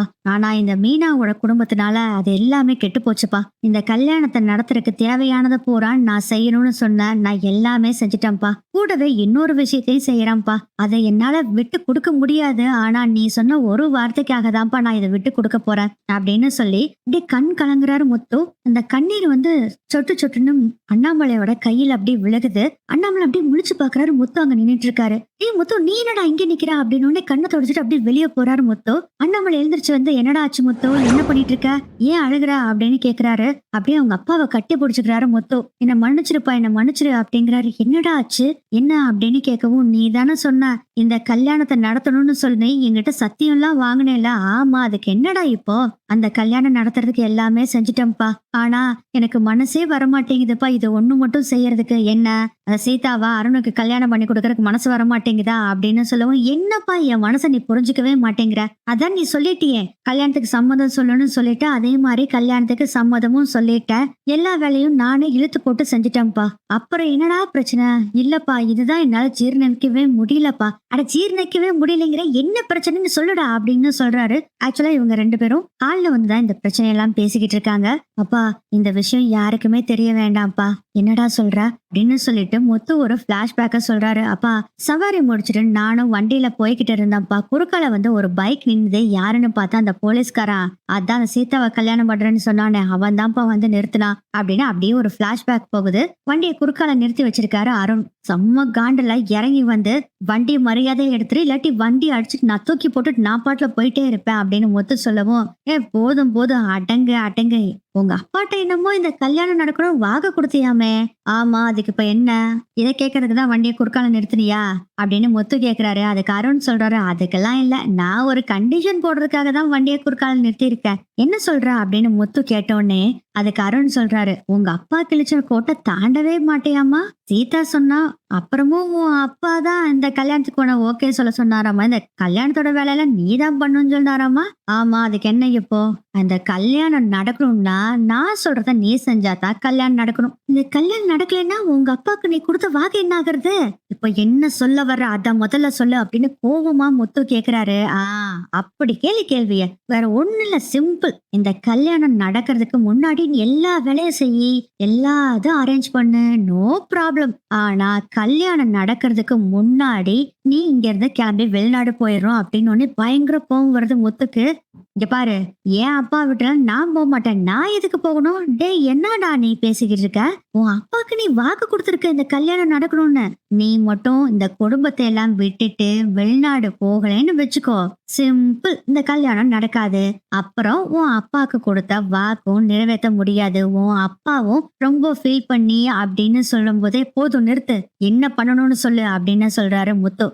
ஓகே, குட், இப்படிதான் இருக்கணும். சீதா சொன்னா, மாமா ஓகேன்னு சொல்லலைன்னா இந்த கல்யாணத்தை நடத்தவே மாட்டேன்னு சொல்லி என்கிட்ட என்ன மறந்துருன்னு சொன்னா. எனக்கு எவ்வளவு கஷ்டமா இருந்தது தெரியுமா? அதுக்கப்புறம் நீ ஓகேன்னு சொன்ன பின்னாடி என்கிட்ட வந்து சீதா நல்லபடியா பேசுறா, அதுக்கு முன்னாடி சரியா கூட பேசல. அப்பவே முடிவு பண்ண, இந்த குடும்பத்துல நீ இருக்க கூடாது, நான் தான் இருக்கணும்னு. அதனாலதான் சொல்றேன், இந்த கல்யாணம் நடக்கணும்னா நீ இந்த நாட்டை விட்டே போய் வேற ஒரு நாட்டுல செட்டில் ஆயிரு, அவ்வளவுதான். உன் சம்சாரத்தை கூட்டிட்டு போகாத, உன் குடும்பத்தவே கூட்டிட்டு போ, எனக்கு அதை பத்தி எல்லாம் கவலை இல்ல. ஆனா நீ இந்த குடும்பத்துல வந்து ஜாயின் பண்ணேன்னா நான் சீதாவை விட்டுட்டு போயிருவேன். அப்புறம் என்ன, சீதா அழுதுகிட்டே உட்காந்துட்டு இருப்பா, அவ வாழ்க்கையும் வேஸ்ட் ஆயிரும் அப்படின்னு நக்கலா பார்த்து சிரிக்கிறாரு. அதெல்லாம் பார்த்து செம்ம கோவப்படுறாரு முத்து. இருந்தாலும் ஓகே அப்படின்னு சொல்லிடுறாரு. அதுக்கப்புறம் அருணே தான் பாஸ்போர்ட், விசா எல்லாம் வாங்கி கொடுத்து, ஒரு வேலையும் வெளிநாட்டுல வாங்கி கொடுத்து முத்துவ அனுப்புறதுக்கு எல்லாமே பண்ணிருக்காரு. இந்த விஷயத்தெல்லாம் அவங்க அப்பாட்ட சொல்லிட்டு கட்டி பிடிச்சிட்டு அழுகுறாரு முத்து. இதெல்லாம் கேட்டுட்டு அண்ணாமலை சொல்றாரு, இல்லடா, இப்படி மோசமான ஆளா இருப்பான்னு நினைச்சு கூட நான் பாக்கலடா அப்படின்னு சொல்றாரு. அண்ணாமலை, வேண்டாண்டா இந்த கல்யாணம் அப்படின்னு சொல்லும் போது, இல்லப்பா, சீதா ஆசைப்பட்டுட்டா பண்ணட்டும், நான் அப்ப அடிக்கடி உனக்கு கூப்பிட்டு பேசுறேன், அப்பப்போ உன்னை வந்து பாத்துக்கிறேன், அந்த அருணுக்கு தெரியாம வந்து பாத்துக்கிறேன்ப்பா, மீனாவை பத்திரமா பாத்துக்குப்பா, மீனா கிட்ட சொல்லாம தான் இந்த விஷயத்த பண்றேன் நானு, ஏன்னா அவளும் மனசு கஷ்டப்படுவா. ஒரு 6 மாசம் ஆன பின்னாடி அங்கெல்லாம் செட்டில் ஆயிடுச்சுன்னா நான் உன்னை வந்து கூட்டிட்டு போய்க்கிறேன், மீனாவையும் கூட்டிட்டு போய்க்கிறேன்ப்பா அப்படின்னு சொன்னோன்னே, ஏப்பா, நான் சொன்ன இந்த ஒரு வார்த்தைக்காகவா நீ இவ்வளவு பெரிய முடிவு எடுத்த? ஆமாப்பா, உன்னோட வார்த்தைன்னா என்ன சும்மா நினைச்சிட்டு இருக்கியா? நீ சொல்றதுதான் எனக்கு வேத வாக்கு. நீ என்னைய கிணத்துக்குள்ள விழுன்னு சொன்னேனால விழுவம்பா, இது செய்ய மாட்டேனா? நான் உனக்காக தான்ப்பா இது எல்லாமே செஞ்சேன். நீ அந்த கல்யாணத்தை நடத்துன்னு சொன்ன, அத ஒரே காரணத்துக்காக தான்ப்பா நான் இதை செய்யறேன் அப்படின்னு முத்து சொன்னோன்னே அப்படி கண் கலங்குறாரு அண்ணாமலை. கண்ணை தொடச்சு விட்டுட்டு, கவலைப்படாதப்பா, நீ சந்தோஷமா இரு, நான் உனக்கு அப்பப்போ போன் பண்றேன், அப்புறம் வந்து உன்னை கூட்டிட்டு போயிடுறேன் அப்படின்னு சொல்றாரு முத்து. அண்ணாமலை சொல்றாரு, வேண்டாண்டா, இத நம்ம வீட்டுல சொல்லி இந்த பிரச்சனைக்கு ஒரு முடிவு பண்ணலாம் அப்படின்னு சொல்றாரு. இல்லப்பா, வேண்டாம்ப்பா, நீ இஷ்டப்பட்ட இந்த கல்யாணம் நடக்கணும்னு, அதுக்காக தான் இதை செய்யறேன். இப்ப நான் சொல்றேன் முத்து, வேண்டாண்டா. வேண்டாம்ப்பா முத்து, நீ வெளிநாடுக்கு போயிட்டு இந்த கல்யாணத்தை நீ இல்லாம நடத்தணுங்கிறதுலாம் அவசியமே இல்லடா. உண்மையை சொல்லுவோம், அதுக்கப்புறம் இஷ்டம் இருந்ததுன்னா அவங்க கல்யாணத்தை நடத்தட்டும், நடத்தாம இருக்கட்டும், அதை பத்தி நமக்கு கவலை இல்ல. ஆனா நீ போக கூடாதுப்பா அப்படிங்கிறாரு. முத்து சொல்றாரு, அப்பா, இந்த கல்யாணம் முடியட்டும், இப்போதைக்கு நான் வெளிநாடு போறேன், சப்போஸ் எல்லாமே சமரசம் ஆயிடுச்சுன்னா நான் மறுபடியும் வந்துடுறேன் அப்படின்னு சொல்றாரு முத்து. அதை கேட்டுட்டு கொஞ்சம் காம்ப்ரமைஸ் ஆகுறாரு அண்ணாமலை. சரிடா அப்படின்னு சொல்லிடுறாரு. அதுக்கப்புறம் சூட்கேஸ் எல்லாம் ஏற்கனவே துணியெல்லாம் எடுத்து வச்சுட்டாரு. அதை எல்லாத்தையும் டிக்கில கொண்டு போய் வச்சுட்டு அண்ணாமலையும் கூடவே அந்த கார் வரைக்கும் வர்றாரு. அப்ப முத்து சொல்றாரு, அப்பா, காரை நான் ஏர்போர்ட்லயே விட்டுறேன், காலையில செல்வத்துக்கிட்ட காரை வந்து எடுக்க சொல்லிருப்பா அப்படின்னு சொல்லிட்டு, அப்பா நீ உடம்ப பத்திரமா பாத்துக்கப்பா, மீனாவே பத்திரமா பாத்துக்கோ, கல்யாணம் முடிஞ்ச பின்னாடி மீனா கிட்ட இந்த விஷயத்த சொல்லுங்க, போதும் முன்னாடியே சொல்லாதீங்க அப்படின்னு சொல்லிட்டு நான் கிளம்புறேன் அப்படின்னு கேக்குறப்போ அண்ணாமலை கேக்குறாரு, ஃபிளைட் எத்தனை மணிக்குப்பா அப்படின்னு கேக்குறாரு. ஃபிளைட் ஒரு 6 மணிக்கு தான்ப்பா. சரிப்பா, எந்த ஊருக்கு போற அப்படின்னு கேக்குறாரு அண்ணாமலை. அப்பா அத பத்தி கேட்காதீங்கப்பா, நான் எங்க இருக்கேன் என்ன ஏது எதுவுமே தெரிய வேண்டாம், அப்பப்போ உங்களுக்கு ஃபோன் பண்றேன், அப்புறம் வீடியோ கால்ல பேசலாம்ப்பா. சரி சரி நான் கிளம்புறேன்ப்பா அப்படின்னு சொல்றாரு முத்து. மறுபடியும் போய் அண்ணாமலையை கட்டி பிடிச்சுக்கிறாரு. எதுலான்னு கால் பண்ணு, நான் ஊருக்கு போயிட்டு செல்வத்துக்கும் கால் பண்ணி பேசிக்கிறேன், உன்னை அப்பப்போ வந்து செல்வம் பாத்துக்குவான்ப்பா அப்படின்னு சொல்றாரு. அதுக்கு அண்ணாமலை சொல்றாரு, டே என்னதான் இருந்தாலும் நீ என் பக்கத்துல இருக்க மாதிரி இருக்குமா முத்து, இப்பவும் சொல்றேன், நம்ம நேரா கல்யாண மண்டபத்துக்கு போலாம், இது எல்லாத்தையும் பேசலாம், இந்த விஷயத்தெல்லாம் சொல்லி இல்ல பேச்சுவார்த்தை நடத்தி அதுக்கப்புறம் இந்த கல்யாணத்தை நடத்தலாம், நீ ஊருக்கு போக வேண்டாம்டா. இல்லப்பா, அருணுக்கு வாக்கு கொடுத்துருக்கேன்ப்பா, சோ நான் ஊருக்கு போயே ஆகணும்ப்பா, இது எல்லாத்த விட நீ சொன்ன இந்த கல்யாணத்துக்காக எல்லா ஏற்பாடையும் பண்ணணும்னு சொல்லி அதுக்காக தான் இந்த கல்யாணத்துக்காக எல்லா ஏற்பாடும் பண்ணினேன், நான் அருணுக்கு வாக்கு கொடுத்ததுக்கு காரணம் நீதான்ப்பா, ஏன்னா அந்த கல்யாணமே நடந்தாதானே கல்யாண ஏற்பாடு பண்ண முடியும்பா, அதனாலதான் நான் வாக்கே கொடுத்தேன் அப்படின்னு சொல்றாரு. முத்து சொன்னோடனே அண்ணாமலை சொல்றாரு, சரிப்பா நம்ம என்னன்னு போய் பேசிக்கலாம்ப்பா, அதெல்லாம் வேண்டாம்ப்பா, இதை இத்தோட விட்டுருங்க அப்படின்னு சொல்லிட்டு வண்டி எடுத்துட்டு கிளம்பிடுறாரு முத்து. அண்ணாமலையும் ரொம்ப ஃபீல் பண்ணிட்டே வந்து படுத்துறாரு. அதுக்கப்புறம் சீதாக்கு கல்யாணம் 5:30 மணிக்கு, அதனால கரெக்ட் எல்லாரும் போயிட்டு இருக்காங்க. அண்ணாமலையும் ஒரே சோகமா ட்ரெஸ் சேஞ்ச் பண்ணிட்டு வந்து அப்படியே உட்காந்துருக்காரு. அதை பார்த்தோன்னே ரவி சந்தேகப்படுறாரு, அப்பா என்னாச்சு வேணும் ஒரே சோகமா இருக்கீங்க அப்படின்னு கேக்குறாங்க. அதெல்லாம் ஒண்ணுலடா ரவி. இல்லையேங்க, உங்களை பார்க்க ஒரே ஏதோ டல்லா இருக்கீங்களே, என்னாச்சு அப்படின்னு கேக்குறாங்க விஜயாவும். அதெல்லாம் ஒண்ணு இல்ல விஜயா, எல்லாம் தரப்பட்டீங்களா போலாமா அப்படிங்கிறாங்க. போலாம் போலாம் அப்படின்னு விஜயாவும் சொல்றாங்க. அப்புறம் வீட்டுல எல்லாரும் தரப்பிட்டு வர்றாங்க. வெளியே வந்து நிக்கிறாங்க, இன்னும் கார் வரல. இந்த முத்து போய் எதுலயுமே பொறுப்பே இல்ல, எப்ப பார்த்தாலும் லேட் பண்ணிட்டே இருப்பான், கார் அனுப்பியிருக்கானா பாரு அப்படின்னு சொல்லும் போது விஜயா கொஞ்சம் வாய மூடுறியா, அவனை பொறுப்பு இல்லைன்னு சொல்லாத அப்படின்னு திட்டுறாரு அண்ணாமலை. நான் என்னங்க சொல்லிட்டேன், கார் வர்றதுக்கு லேட் ஆயிடுச்சு சொன்னா அது எதுக்குங்க உங்களுக்கு இவ்வளவு கோவம் அப்படின்னு கேக்குறாங்க விஜயா. அவனை பத்தி இங்க பேசுறதுக்கு யாருக்குமே தகுதி இல்ல அப்படின்னு கோவமா பேசுறாரு. சரி சரி ஓவரா தான் பண்ணாதீங்க, உங்க பையனை நீங்களே கொண்டாடிக்கிங்க அப்படின்னு சொல்லிட்டு பேசிட்டு இருக்கும் போதே கார் வருது. அப்புறம் கார்ல ஏறி இவங்க எல்லாரும் கல்யாணத்துக்கு போறாங்க. அப்புறம் மண்டபம் வந்தோடனே எல்லாம் இறங்கி போறாங்க. செல்வம் அப்பா உங்ககிட்ட கொஞ்சம் பேசணும் அப்படின்னு சொல்றாரு. இவங்க எல்லாம் போன பின்னாடி சொல்லுப்பா அப்படின்னு அண்ணாமலை சொல்றாரு. என்னப்பா முத்து இப்படி பண்ணிட்டா, எனக்கு வாய்ஸ் நோட் அனுப்பியிருந்தான்ப்பா, இதை பார்த்து எனக்கு பயங்கர ஷாக் ஆயிடுச்சு, உங்களுக்கு தெரியும்னு சொன்னான்ப்பா, அதனாலதான்ப்பா இப்ப கேக்குறேன், என்னப்பா இப்படி திடீர்னு முடிவு எடுத்துட்டா, அப்பா என்னதான் கோவம் இருந்தாலும் கல்யாணத்தப்ப இப்படி செய்யலாமாப்பா, ரொம்ப தப்பு இல்ல அப்படின்னு சொன்னோன்னே, டேய் நீங்க எல்லாம் புரிஞ்சுக்கிட்டது அவ்வளவுதான்டா செல்வம், அவன் ஒரு தியாகிடா, இதுவரைக்கும் அவன் கல்யாணம் முதல் கொண்டு எதுவுமே அவனுக்காகன்னு எதுவுமே செஞ்சதில்லடா, எல்லாமே குடும்பத்துக்காக தான் செஞ்சா, இதையும் அவன் குடும்பத்துக்காக தான்டா பண்ணியிருக்கான். அப்பா என்னப்பா சொல்றீங்க, ஆமாண்டா எனக்கு ரொம்ப மனசு கஷ்டமா இருக்குது அப்படின்னு சொல்லி அப்படி கண் கலங்குறாரு. அப்பா என்னப்பா ஆச்சு, ஏதாச்சும் பிரச்சனையா அப்படின்னு உடனே நடந்த விஷயத்த பூரா செல்வத்துக்கிட்ட சொல்றாரு அண்ணாமலை. இதெல்லாம் கேட்டோடனே நான் அப்பவே சொன்னேன்ப்பா, அப்பவே சொன்னேன், யாருமே கேட்க மாட்டேன்ட்டாங்க, முத்து சொல்றதுதான் கரெக்ட், அவன் ஒரு கிறுக்கு பிடிச்சவன் அந்த அருள்னு சொன்னப்பா, யாரும் கேட்கல, கடைசியில நம்ம சீதாவோட வாழ்க்கையும் கெட்டு போச்சு, இப்போ முத்துவோட வாழ்க்கையும் கெட்டு போச்சுப்பா, இல்லப்பா விடக்கூடாது, இந்த உண்மையை சொல்லிடுறோம் அப்படின்னு சொல்றாரு செல்வம். இல்ல செல்வம் வேண்டாம், இவன் இவ்வளவு கஷ்டப்பட்டு வெளிநாடு போறதுக்கு காரணமே நம்ம சீதாவோட வாழ்க்கை நல்லா இருக்கணுங்கிறதுக்காக தான் செல்வம், இத பத்தி நீ யாருகிட்டையும் எதுவுமே சொல்ல வேண்டாம், இப்படியே நம்ம விட்டுறலாம் அப்படின்னு அண்ணாமலை சொல்றாரு. அதுக்கு அப்புறம் செல்வம், யாரு நீ கேட்டாலும் முத்துவ அவன் வெளியே போயிருக்கான், அது வாங்க போயிருக்கான், இது வாங்க போயிருக்கான்னு எப்படி சொல்லி மழுப்பிடு ஓகேவா அப்படின்னு சொல்லிட்டு அண்ணாமலையும் போயிடுறாரு. செல்வம் ஃபீல் பண்ணிட்டு இருக்காரு. முத்துக்கு கால் பண்ணலான்னு சொல்லிட்டு முத்துவுக்கு கால் பண்ணா ரிங்கு போக மாட்டேங்குது அப்படின்னு முத்துவை காமிக்கிறாங்க.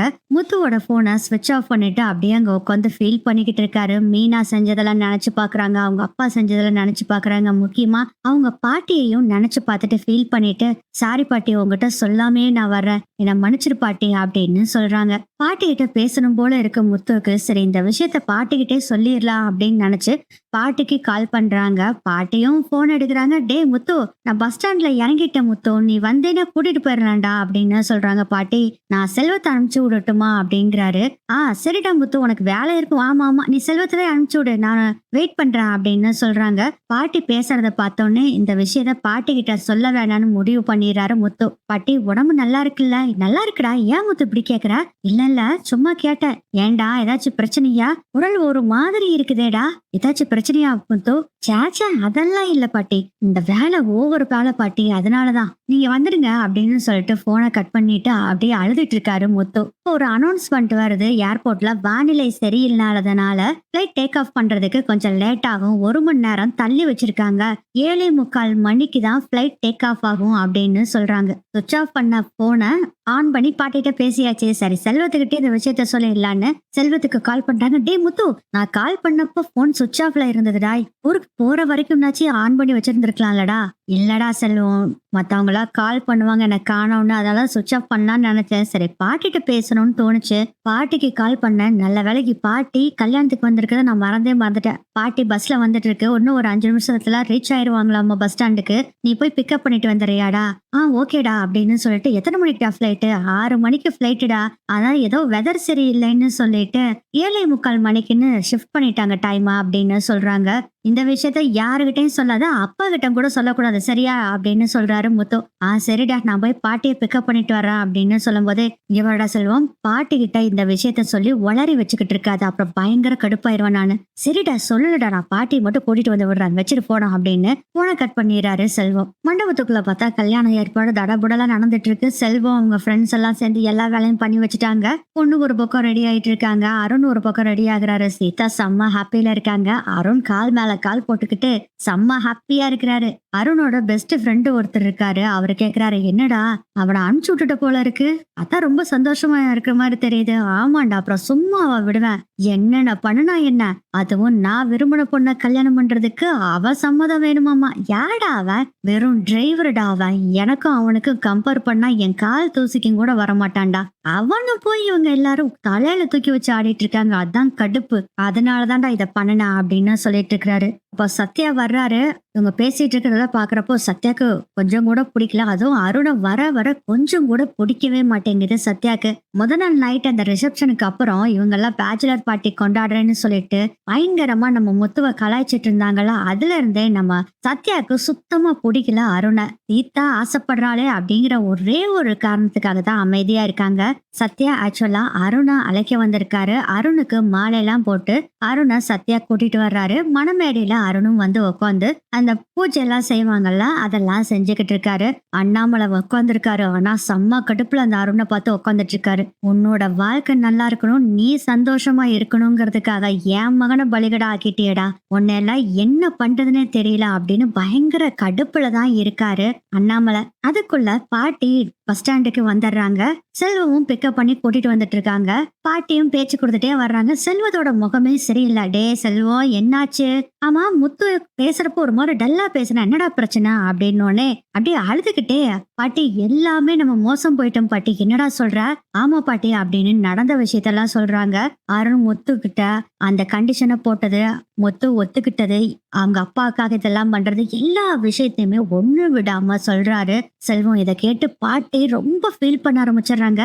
டே இந்த கல்யாணம் நடக்க கூடாதுடா அப்படின்னு சொல்றாங்க பாட்டி. பாட்டி நானும் அதைத்தான் பாட்டி நினைச்சேன், இவ்வளவு மோசமான கொடூரமான அருணுக்கு கண்டிப்பா நம்ம சீதாவை கல்யாணம் பண்ணி கொடுக்கவே கூடாது அப்படின்னு சொல்றாரு செல்வம். ஆமாடா, கல்யாணம் எத்தனை மணிக்கு? 5:45 பாட்டி.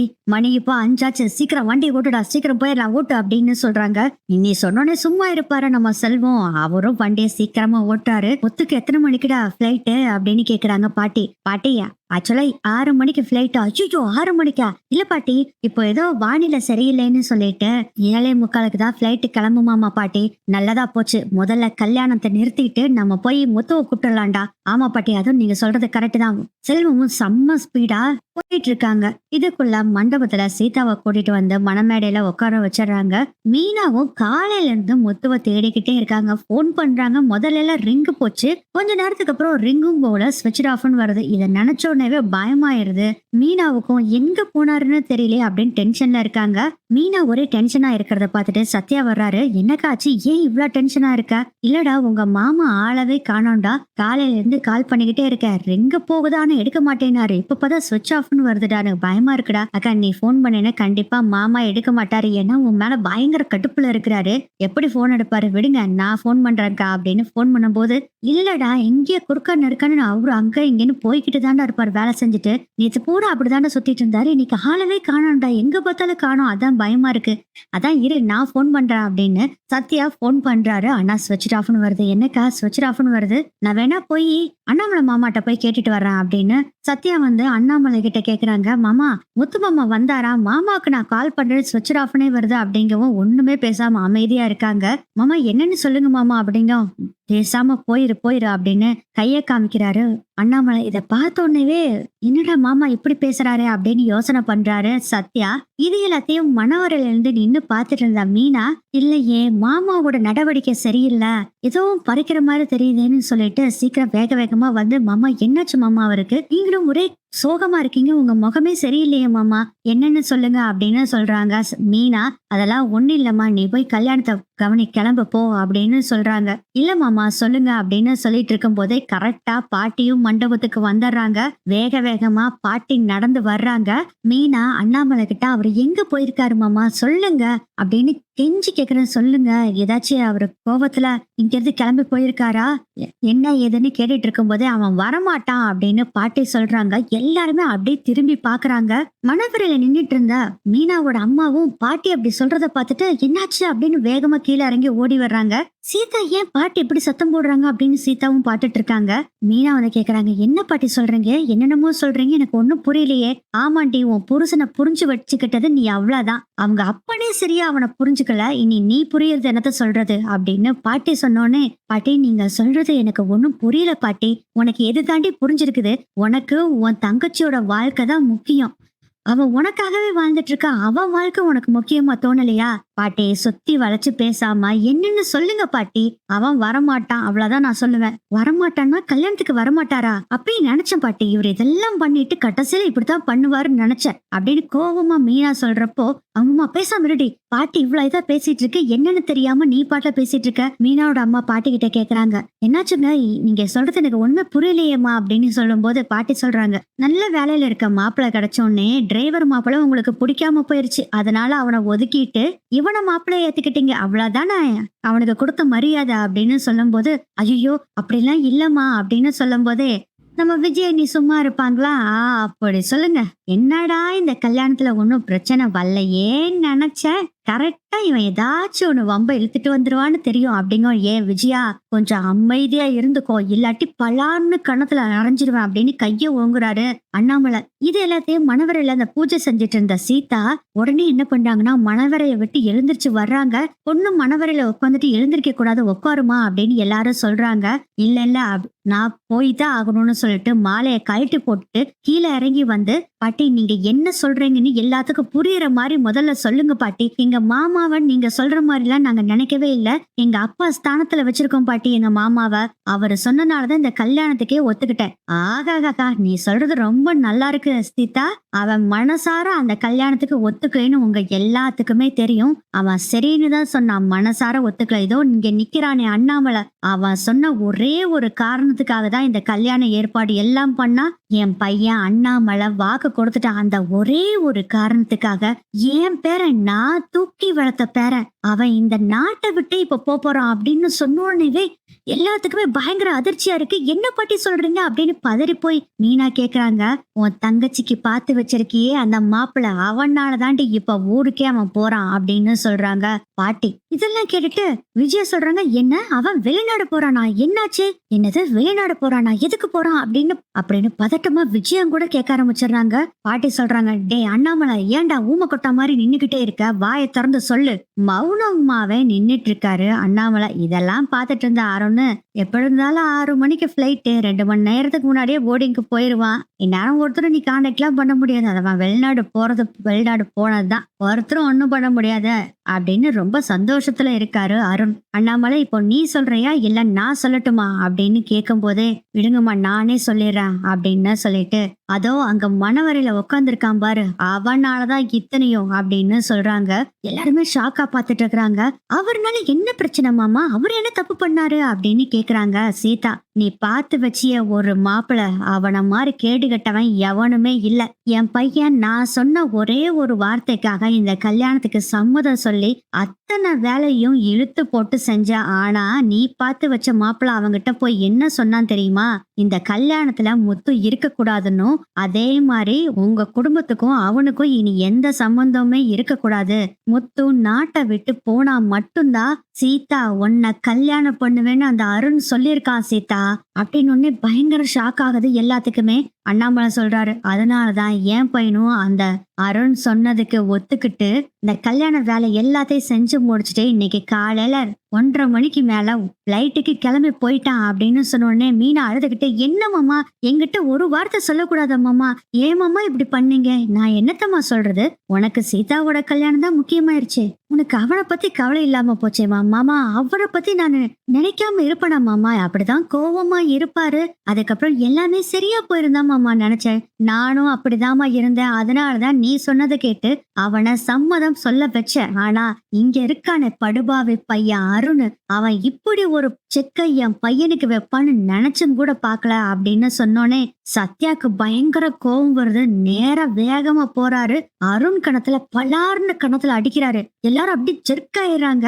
ஏண்டா ஏன் மாமாவையே இப்படி பண்ணிருக்கியடா, உனக்கு போய் சப்போர்ட் பண்ண பாரு, ஏன் தப்புதான் அது அப்படின்னு சொல்றாரு. அப்போ அருணோட அம்மா சொல்றாங்க, இல்ல இல்ல என் பையன் அப்படி பண்ணவே மாட்டான், நீங்க அவனை எல்லாரும் தப்பா நினைச்சிட்டு இருக்கீங்க, அவன் பாவம் அப்படின்னு சொல்றாங்க.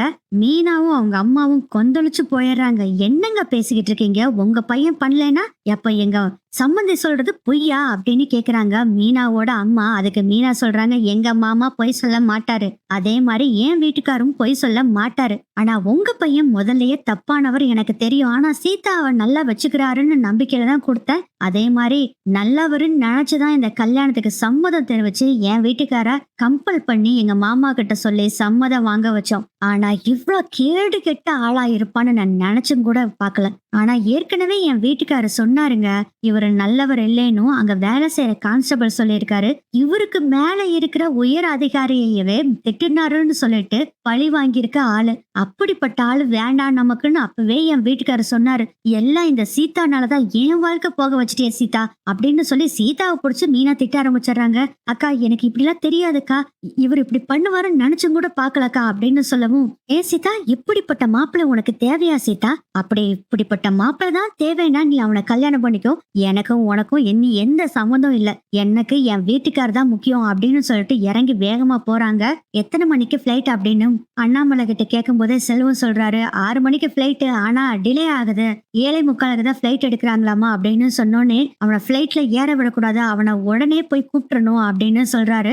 ரவி சொல்றாரு இதெல்லாம் பார்த்துட்டு, அப்பா இப்ப கிளம்பணும்னா இன்னும் ஒரு 1/2 மணி நேரத்துல நம்ம போயிடலாம்ப்பா, பக்கத்துல தான் மீனம்பாக்கம் இருக்கு, நம்ம கிளம்பி போயிடலாம்ப்பா அப்படின்னு சொன்னோடனே மீனா, செல்வம், பாட்டி, அண்ணாமலை, ரவி, ஸ்ருதி எல்லாரும் கிளம்பி அந்த கார்ல போயிடுறாங்க. இதெல்லாம் பார்த்துட்டு இருந்தா சீதா வர்றாங்க அருண் கிட்ட, ஏங்க இப்படி உங்களுக்கு ஒரு வஞ்சகம், அவரு எங்க மாமாங்க, அவரு உங்களுக்கு பிடிக்காம போயிருச்சோ, அவரு தாலி எடுத்து கொடுத்தா தான் நான் கல்யாணம் பண்ணணும்னு நினைச்சுக்கிட்டு இருந்தேன், அவரவே இந்த நாட்டை விட்டு போக சொல்லியிருக்கீங்க, அது மட்டும் இல்ல எங்க குடும்பத்துக்கும் அவருக்கும் இனி சம்மந்தம் இல்லைன்னு சொன்னீங்களா, இப்ப நான் சொல்றேன் எங்க குடும்பத்துக்கும் உங்களுக்கும் இனி எந்த சம்மந்தமும் இல்ல, நீங்க யாரோ நான் யாரோ. சீதா நான் சொல்றத கொஞ்சம் புரிஞ்சுக்க சீதா, அவன் அப்படி பண்ணுனா சீதா, என்ன அந்த கடுப்புலதான் இப்படி பண்ணுனேன், போதும் நிறுத்துங்க, அப்படி பண்ணுனா நீங்க பழி வாங்கணுமோ, நான் மட்டும் வேணும், ஆனா என் அக்காவும் என் அக்கா புருஷனும் உங்களுக்கு தேவையில்லை. ஐயோ சீதா நான் அப்படி சொல்லல, உன் அக்காவை நான் எதுக்கு சொல்றேன், அந்த டிரைவர் தான் எனக்கு ஆகவே ஆகாது அப்படின்னு இப்பவும் கடுப்பா சொல்றாரு அருண். ஓ உங்களுக்கு அவர் டிரைவர் ஆயிட்டாரோ? ஆமா அவன் டிரைவர் தானா அப்படிங்கும் போதே அருணோட அம்மா, டே கொஞ்சம் அமைதியா இருடா அப்படின்னு சொல்றாங்க. அம்மா நீங்க கொஞ்சம் பேசாம இருங்க சீதா, இப்போ நீ மணவரையில உட்காந்து தாலி கட்டிக்கோ, இல்லேன்னு வச்சுக்கோ அப்புறம் உன்னை விட்டு நான் போய்கிட்டே இருப்பேன் அப்படின்னு அருண் சொன்னோடனே, உங்களை யாரு இருக்க சொன்னது, கிளம்பு முதல்ல, நீ இங்க இருந்து கிளம்பிடு, உனக்கும் எனக்கும் இனிமேல் எந்த சம்மந்தமும் இல்ல அப்படின்னு சீதா சொன்னோடனே அருண் சொல்றாரு, இப்படியேதான் அப்பையும் சொன்னா அப்புறம் மறுபடியும் பேசினேல, அது மாதிரிலாம் மறுபடியும் நீ பேசினேன்னு வச்சுக்கோ நான் ஒத்துக்கவே முடியாது அப்படின்னு சொல்லும் போதே அருணோட அம்மா சொல்றாங்க, டே கொஞ்சம் நீ வாயை பொத்து சீதா, எதுவுமே அப்புறம் பேசிக்க, முதல்ல நீ மணவரையில உட்காரு, தாலி கட்டிக்கோ, அதுக்கப்புறம் எதுனாலும் பேசிக்கலாம். என்னம்மா சொல்லிக்கிட்டு இருக்கீங்க, உங்க பையன் எவ்வளவு பெரிய தப்ப பண்ணிருக்காரு, நான் உட்காந்து தாலி கட்டிக்கணுமா, அதுக்கு வாய்ப்பே இல்ல. சத்யா கால் டாக்ஸியை கூப்பிடுறாங்க, நம்ம மாமாவை கூப்பிட்டுட்டு வர்றோம், முதல்ல ஏர்போர்ட்டுக்கு போலாம் வாடா அப்படின்னு சொல்லிட்டு அங்கிருந்து அந்த மாலை கீழே கழட்டி வச்சிருந்தாங்கல்ல, அந்த மாலை எடுத்து அருண் மேலேயே தூக்கி வீசி எரிஞ்சிட்டு நம்ம சீதா அங்கிருந்து கிளம்புறாங்க.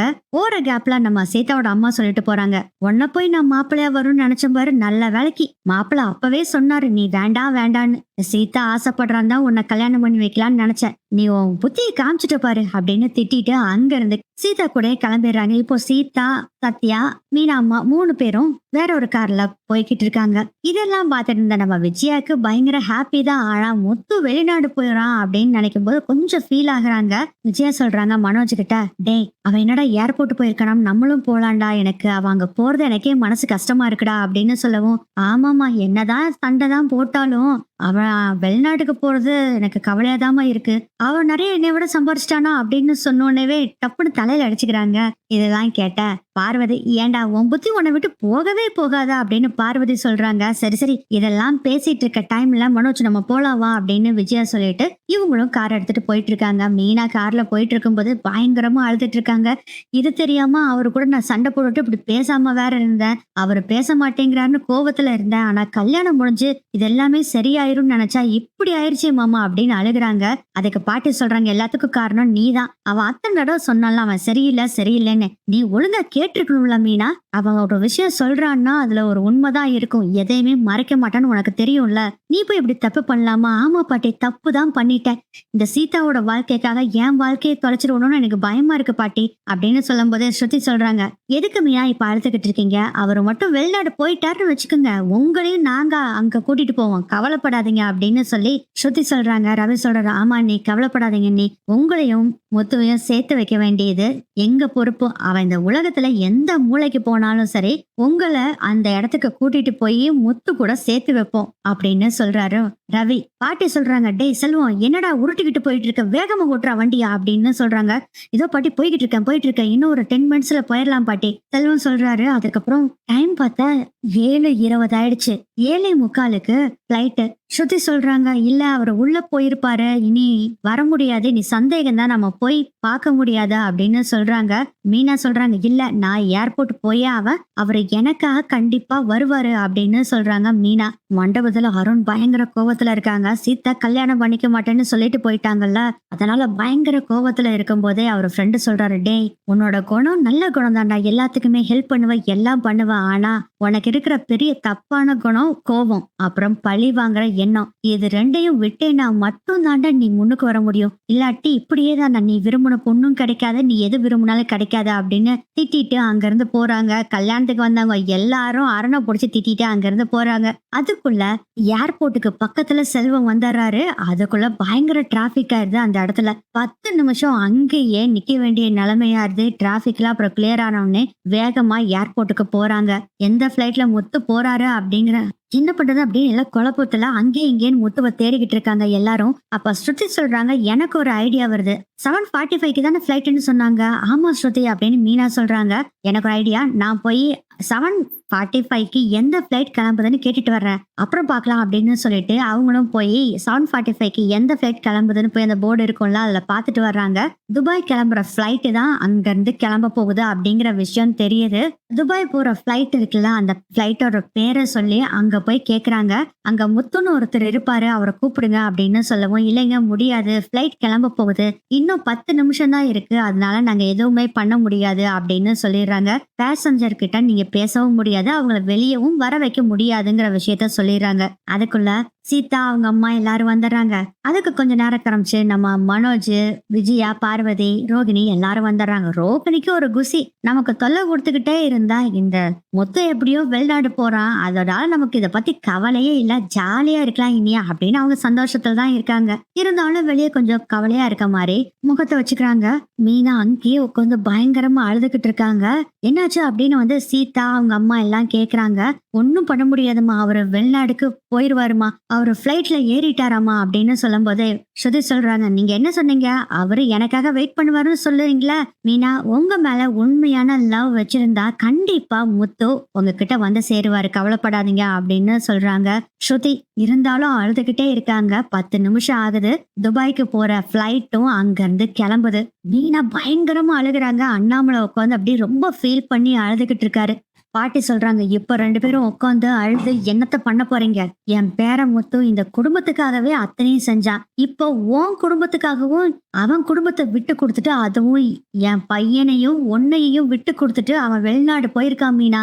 அவனை பத்தி புரிஞ்சுக்கோ. யாராச்சும் ஒருத்தர்னாச்சும் புரிஞ்சுக்கிட்டீங்களா? இந்த கல்யாணம் வேண்டாம் வேண்டாம்னு அவன் தலைப்பாடா அடைச்சுக்கிட்டான். ஆனா நீங்க யாராச்சும் ஒருத்தர்னாச்சும் கேட்டீங்களா? பாத்தீங்களா எப்படி ஆயிடுச்சு பாருங்க இப்போ அப்படின்னு. என் பேரன் தான் என்ன விட்டுட்டு போயிட்டான் அப்படின்னு அவங்க ஃபீல் பண்ணி ஒரு பக்கம் அழுதுட்டு இருக்காங்க. திடீர்னு பார்த்தா போலீஸ் எல்லாரும் பயங்கர சத்தம் போட்டுட்டு இருக்காங்க. அதுக்கும் மேல பெருசா ஒரு வாய்ஸ் கேக்குது. அது யாருதுன்னா நம்ம முத்துவோட வாய்ஸ் தான். என்ன விடுங்க சார், நான் போகணும் சார், விடுங்க விடுங்க அப்படின்னு பயங்கர சத்தம் போட்டுட்டு இருக்காங்க. கொஞ்ச நிமிஷம் அமைதியா இருங்க அப்படின்னு அண்ணாமலை சொல்றாரு. எல்லாரும் பேசாம அமைதியா நிக்கிறாங்க. இது முத்துவோட குரல் மாதிரி இருக்கே அப்படின்னு சொல்றாரு அண்ணாமலை. ஆமா அண்ணாமலை, இது என் பேரன் முத்துவோட வாய்ஸ் மாதிரி தான் இருக்கு அப்படிங்கும் போது மீனா சொல்றாங்க, இது அவரே தான் அப்படின்னு சொல்லிட்டு வேகமா ஓடுறாங்க. ஓடி போய் அந்த போலீஸ் எல்லாரும் யாரோ ஒருத்தரை உள்ளுக்குள்ள வரக்கூடாது அப்படின்னு புடிச்சு வச்சுக்கிட்டு இருக்காங்க. தள்ளுங்க தள்ளுங்க அப்படின்னு சொல்லிட்டு போய் பார்க்கும்போது பார்த்தா அங்க முத்து நின்னுகிட்டு இருக்காரு. போலீஸ் கிட்ட முத்து சண்டை போட்டுட்டு இருக்காரு. மீனா போறத பார்த்துட்டு இவங்களும் எல்லாரும் அப்படியே வர்றாங்க. எல்லாரும் பார்த்தா முத்து போலீஸ் கிட்ட சண்டை போட்டுட்டு இருக்காரு. நீங்க செஞ்சது பெரிய தப்பு சார், பிளைட்ட போக விட்டுருக்க கூடாது. நான் போக வேண்டிய பிளைட், இப்ப பஸ் எல்லாம் கொஞ்ச நேரம் நிக்குதுல, அது மாதிரி நான் வர வரல கொஞ்ச நேரம் நிக்க வேண்டியதானே சார், எதுக்கு சார் பிளைட்ட போக சொன்னீங்க அப்படின்னு பயங்கர சண்டை போட்டுட்டு இருக்காரு முத்து. இத பார்த்தோன்னே சரி சரின்னு சிரிக்கிறாங்க ஸ்ருதியும் ரவியும். ஏய் முத்து அப்படின்னு கூப்பிடுறாரு ரவி. அப்படி திரும்பி பாக்குறாரு. இவங்க குடும்பமா எல்லாரும் வந்திருக்காங்க. மீனாக்கு அவ்வளவு சந்தோஷம். ஸ்ருதி சொல்றாங்க, முத்து நம்ம ஊர்ல பஸ் ஒருத்தர் வரலன்னா நின்னு கூட்டிட்டு போகலாம், அது மாதிரிலாம் பிளைட் போகாது முத்து, வசமா எங்க கிட்ட மாட்டிக்கிட்டீங்களா அப்படின்னு சொல்லி சிரிக்கிறாங்க. அண்ணாமலைக்கு இப்பதான் உயிரே வருது. அப்பாடா அப்படின்னு நினைக்கிறாங்க. பாட்டி என் பேர என்னை விட்டு போக மாட்டான் அப்படின்னு நினைச்சு சந்தோஷப்பட்டுட்டு இருக்காங்க. ஆனா இவங்கெல்லாம் ஒரு பக்கம் இருக்க, விஜய் என்னதான் கோவப்பட்டாலும் முத்து மேல லைட்டா ஒரு சாஃப்ட் கார்னர் விஜயாக்கு இருக்கு. முத்து போகலன்னு தெரிஞ்சோடனே அப்பதான் விஜயாவுக்கும் சந்தோஷமா இருக்கு. மீனா ஓடி போய் கட்டி பிடிச்சுக்குவாங்கன்னு பார்த்தா மீனா ஓடி போய் முத்துவோட காலில் விழுந்துட்டு அப்படியே காலை கட்டி பிடிச்சிட்டு மீனா அழுகுறாங்க.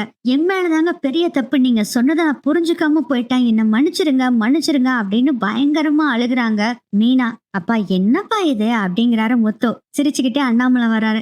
டேய் அவன் ரொம்ப நல்லவன்லாம் இல்லடா, அவன் கெட்டவன் எல்லாத்துக்குமே தெரிஞ்சிருச்சு அப்படிங்கும் போது சீதா வர்றாங்க. ஆமா மாமா, இவ்வளவு பெரிய கெட்டவனா இருப்பான்னு நினைக்கல மாமா, அதுவும் நீங்க இல்லாம நீங்க தாலி எடுத்து கொடுக்காம நான் கல்யாணம் பண்ணிடுவேனா மாமா, எங்களுக்கு நீங்க தான் எனக்கு அப்பா மாதிரி மாமா, நீங்க தான் எங்களுக்கு முக்கியம் அப்படின்னு சொல்லும் போதே ஆமா மாப்பிள, உங்களை ஆகாதுன்னு சொன்னவன் நம்ம வீட்டுக்கு மருமனா வர வேண்டிய அவசியமே இல்ல மாப்பிள, நீங்க தான் எங்களுக்கு முக்கியம். அண்ணாமலை சொல்ற, ராமண்டா முத்து இந்த விஷயம் தெரிஞ்ச உடனே கல்யாணத்தவே நிறுத்திட்டாங்க அப்படிங்க.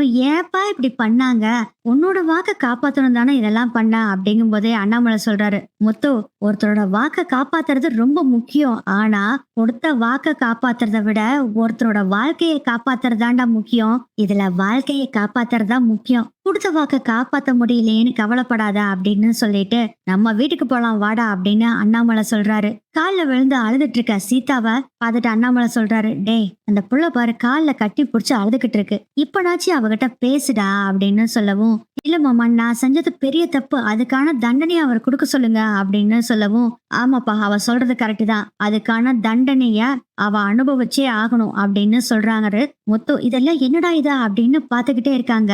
சத்யா சொல்றாரு, மாமா பாவம் மாமா, அக்காவா எதுக்கு மாமா தண்டனை எல்லாம் கொடுக்காதீங்க அப்படிங்க, நீ பேசாம இருடா, அவளுக்கு தண்டனை கொடுத்தே ஆகணும் அப்படின்னு சொல்லிட்டு எழுந்திரி பதில அப்படிங்கிறாரு. மீனாவும் அப்படியே எழுந்திரிச்சு நின்னுட்டு, என்னை மன்னிச்சிருங்க, நீங்க என்ன தண்டனை கொடுத்தாலும் நான் ஏத்துக்கிறேன் அப்படின்னு சொன்னோன்னே, ஆமா கடுமையான தண்டனை நான் உனக்கு கொடுக்க போறேன் அப்படின்னு சொல்லிட்டு ஸ்ரீராம ஜெயம் எழுதுற மாதிரி 108 தடவை ஐ லவ் யூன்னு எழுதிட்டு வந்து கொடு, அதுதான் உனக்கு தண்டனை அப்படின்னு சொல்லி முத்து சொல்லிட்டு சிரிக்கிறாரு.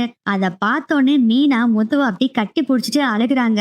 எல்லாத்துக்கும் ஒரே சந்தோஷமாயிருது. சீதா அப்படியே வந்து சொல்றாங்க, மாமா நீங்க 2 பேரும் இப்படியே எப்பயுமே ஹாப்பியா இருக்கணும் மாமா, கவலைப்படாதீங்க மாமா, அந்த அருணை நான் மனசுல இருந்து அப்பவே தூக்கி எறிஞ்சிட்டேன், இவன மாதிரி ஒரு ஆள் எனக்கு தேவையே இல்லை, நீங்க யார சொல்லி என்னை கல்யாணம் பண்ணிக்க சொல்றீங்களோ அந்த ஆளை நான் கல்யாணம் பண்ணிக்கிறேன் அப்படின்னு சொன்னோடனே இப்பதான் நான் சொன்ன பேச்ச கேக்குறேன், நான் அப்பவே சொன்னேன்ல சீதா அவன் சரியில்லைன்னு அப்படிங்கோ. ஆமா மாமா நீங்க சொன்னீங்க, நாங்க யாரும் நம்பாம போயிட்டோம், அவன் அப்படி பேசினான் மாமா அப்படின்னு.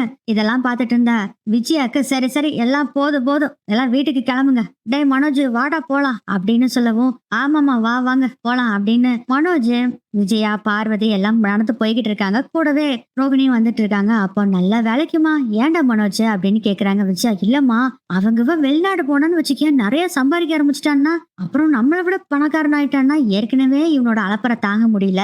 இவன் என்னை விட பணக்காரன் ஆயிட்டான், நிறைய சம்பாதிக்க ஆரம்பிச்சிட்டான்னா அவன் பண்ற அலப்பறையை தாங்க முடியாது. அதான் நினைச்சுக்கிட்டு இருந்தேன். நல்ல வேலைக்கு அவன் ஊருக்கு போகல. டேய் ஓடுகாலி, நீ பேசுறத கேட்டுருச்சுடா அப்படின்னு முத்து சொல்றாரு. ஐயோ அம்மா அவனுக்கு கேட்டுருச்சுமா, வாமா போலாம் அப்படின்னு சீக்கிரமா போறாரு மனோஜ். இவன் ஒருத்தன் அப்படின்ட்டு விஜயா போய்கிட்டு இருக்காங்க. ரவி சொல்றாரு, டே முத்து, இவனை என்னைக்குமே நம்ம திருத்தவே முடியாதுடா, வாடா போலாம் வீட்டுக்கு அப்படின்னு சொல்லிட்டு முத்து அப்படி கட்டி புடிச்சுக்கிறாரு ரவி. டே முத்து, நீ எங்களெல்லாம் விட்டுட்டு வெளிநாடு போலான்னு நினைச்சல, இனிமேல் அது மாதிரி நினைக்கவே கூடாது.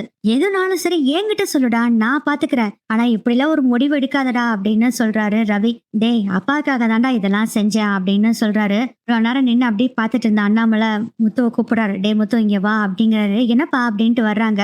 முத்துவை அப்படியே கட்டி புடிச்சிட்டு, நீ தாண்டா என் மகன், எனக்காக இத்தனை செய்யற பாரு, நான் எந்த புண்ணியம் செஞ்சனோ என்னமோ தெரியல, நீ எனக்கு மகனா கிடைச்சிருக்க. அடுத்த ஜென்மத்துல நான் உனக்கு மகனா பிறக்கணும்டா. பெத்த அப்பனவே இவ்வளவு நல்லா பாத்துக்கிற உனக்கு நான் பையனா பிறந்தேன்னா எவ்வளவு நல்லபடியா பாத்துக்குவா அப்படின்னு சொல்லவும், அப்பா இந்த ஜென்மத்துல வேணாம்ப்பா, அடுத்த ஜென்மத்துல வேணா பிறந்துக்கோ சரியா, இந்த ஜென்மத்துல என்னோட குழந்தைகள் எல்லாத்தையும் நீதான்ப்பா பெரிய பசங்களாக்கணும்ப்பா, ஒண்ணு மாதிரியே நல்ல குணத்தை எல்லாம் சொல்லி கொடுத்து நல்ல குழந்தைகளா நீ வளர்த்தணும்ப்பா என் பிள்ளையையும் பையனையும் அப்படின்னு சொன்னோடனே, டேய் முத்து, பையன் ஒண்ணு புள்ள ஒண்ணுன்னு இப்பவே பிளான் பண்ணிட்டியா அப்படின்னு சொல்றாரு ரவி. அதை ஏற்கனவே நான் யோசனை பண்ணிட்டேன்ல, மீனா கிட்ட இந்த விஷயத்த ஏற்கனவே நான் சொல்லியிருக்கேன். அப்பா குணத்திலேயே அப்பா மாதிரியே இருக்க மாதிரி ஒரு பையன் எனக்கு வேணும். அதே மாதிரி பொண்ணு நம்ம மீனா மாதிரியே மீனா குணத்தோட நல்ல குணத்தோட பிறக்கணும். அது மாதிரி 2 குழந்தைங்க வேணும்னு சொல்லியிருக்கேன் அப்படின்னு சொல்லும் போதே ஸ்ருதி கேக்குறாங்க, ஏன் ஒருவேளை ட்வின்ஸா பிறந்துட்டா என்ன பண்ணுவீங்க அப்படின்னு சொல்றாங்க. ட்வின்ஸா பிறந்தா பொன் குழந்தை பிறந்ததுன்னா நம்ம மீனா மாதிரி 2 குழந்தைகளும் இருக்கட்டும், பையனா இருந்தா என் அப்பா மாதிரியே 2 பசங்களும் இருக்கட்டும், என் அப்பாவே நல்ல குணத்தை எல்லாம் சொல்லி வளர்த்தணும் எப்படிப்பா அப்படின்னு சொல்லவும், வளர்த்திட்டா போச்சு விடுறா, ஒன்னாவே வளர்த்துட்டேன், உன் பசங்களை நான் வளர்த்த மாட்டேனா, வளர்த்திடுவேண்டா அதெல்லாம் அப்படின்னு சொல்லும் போதே பாட்டிக்கு அவ்வளவு சந்தோஷமா இருக்கு. இந்த எல்லாத்தையும் பார்க்க நான் உயிரோடு இருக்கணும்னு எனக்கு ஆசையா இருக்கு. இத்தனை நாள் என் பேரனை கல்யாணம் பார்த்தா போதும்னு நினைச்சிட்டு இருந்தேன். ஆனா என் கொள்ளு பேர பிள்ளைகளை பார்த்து, அதுவும் என் கொள்ளு பேர பிள்ளைகளை என் பையன் வளர்த்துறத பாக்கணும்னு எனக்கு ஆசையா இருக்கு அப்படின்னு பேசிட்டு இருக்கிறாங்க. இவங்க பேசிட்டு இருக்கிறத பார்த்துட்டு அந்த போலீஸ் வர்றாரு. ஏங்க இவரை பண்றது தாங்கவே முடியலைங்க, உங்க பையனை கொஞ்சம் கூட்டிட்டு போயிருங்க அப்படின்னு சொல்றாரு அந்த இன்ஸ்பெக்டர். இதோ சரிங்க ஏதா போயிடும் அப்படின்னு சொல்லிட்டு வாடான்னு சொல்லிட்டு அண்ணாமலை, ரவி, ஸ்ருதி, மீனா அப்புறம் அந்த குரூப்பே இருக்காங்களா அவங்க எல்லாருமே வர்றாங்க. வந்துட்டு இருக்கும் போதே அண்ணாமலை கேக்குறாரு, ஏண்டா எப்படி ஃபிளைட்டை மிஸ் பண்ண? அப்பா அது ஒரு பெரிய கதைப்பா, நானும் அந்த ஃபிளைட்டுக்கு போறதுக்கு அது என்னமோ செக் எல்லாம் பண்றாங்கப்பா, அதெல்லாம் பண்ணிட்டு அந்த ஸ்டெப்ஸ் இருக்கு பாரு, அதுவா தானா மேல போகணும். டே ரவி, அதுக்கு பேர் என்ன? எக்ஸ்கலேட்டர்டா. அதுல போயிட்டு இருந்தனாப்பா, ஒரு சின்ன குழந்தை என்னாச்சுன்னா அந்த எக்ஸ்கலேட்டர்ல போயிட்டு இருக்கப்போ இறங்க போகும்போது அந்த குழந்தையோட செருப்பு மாட்டிக்கிச்சுப்பா. அந்த குழந்தை அதை எடுக்கிறதுக்கு ட்ரை பண்ணிட்டு இருந்தது, அதுக்குள்ள அந்த கால் உள்ளுக்குள்ள போய் சிக்கிக்குச்சுப்பா.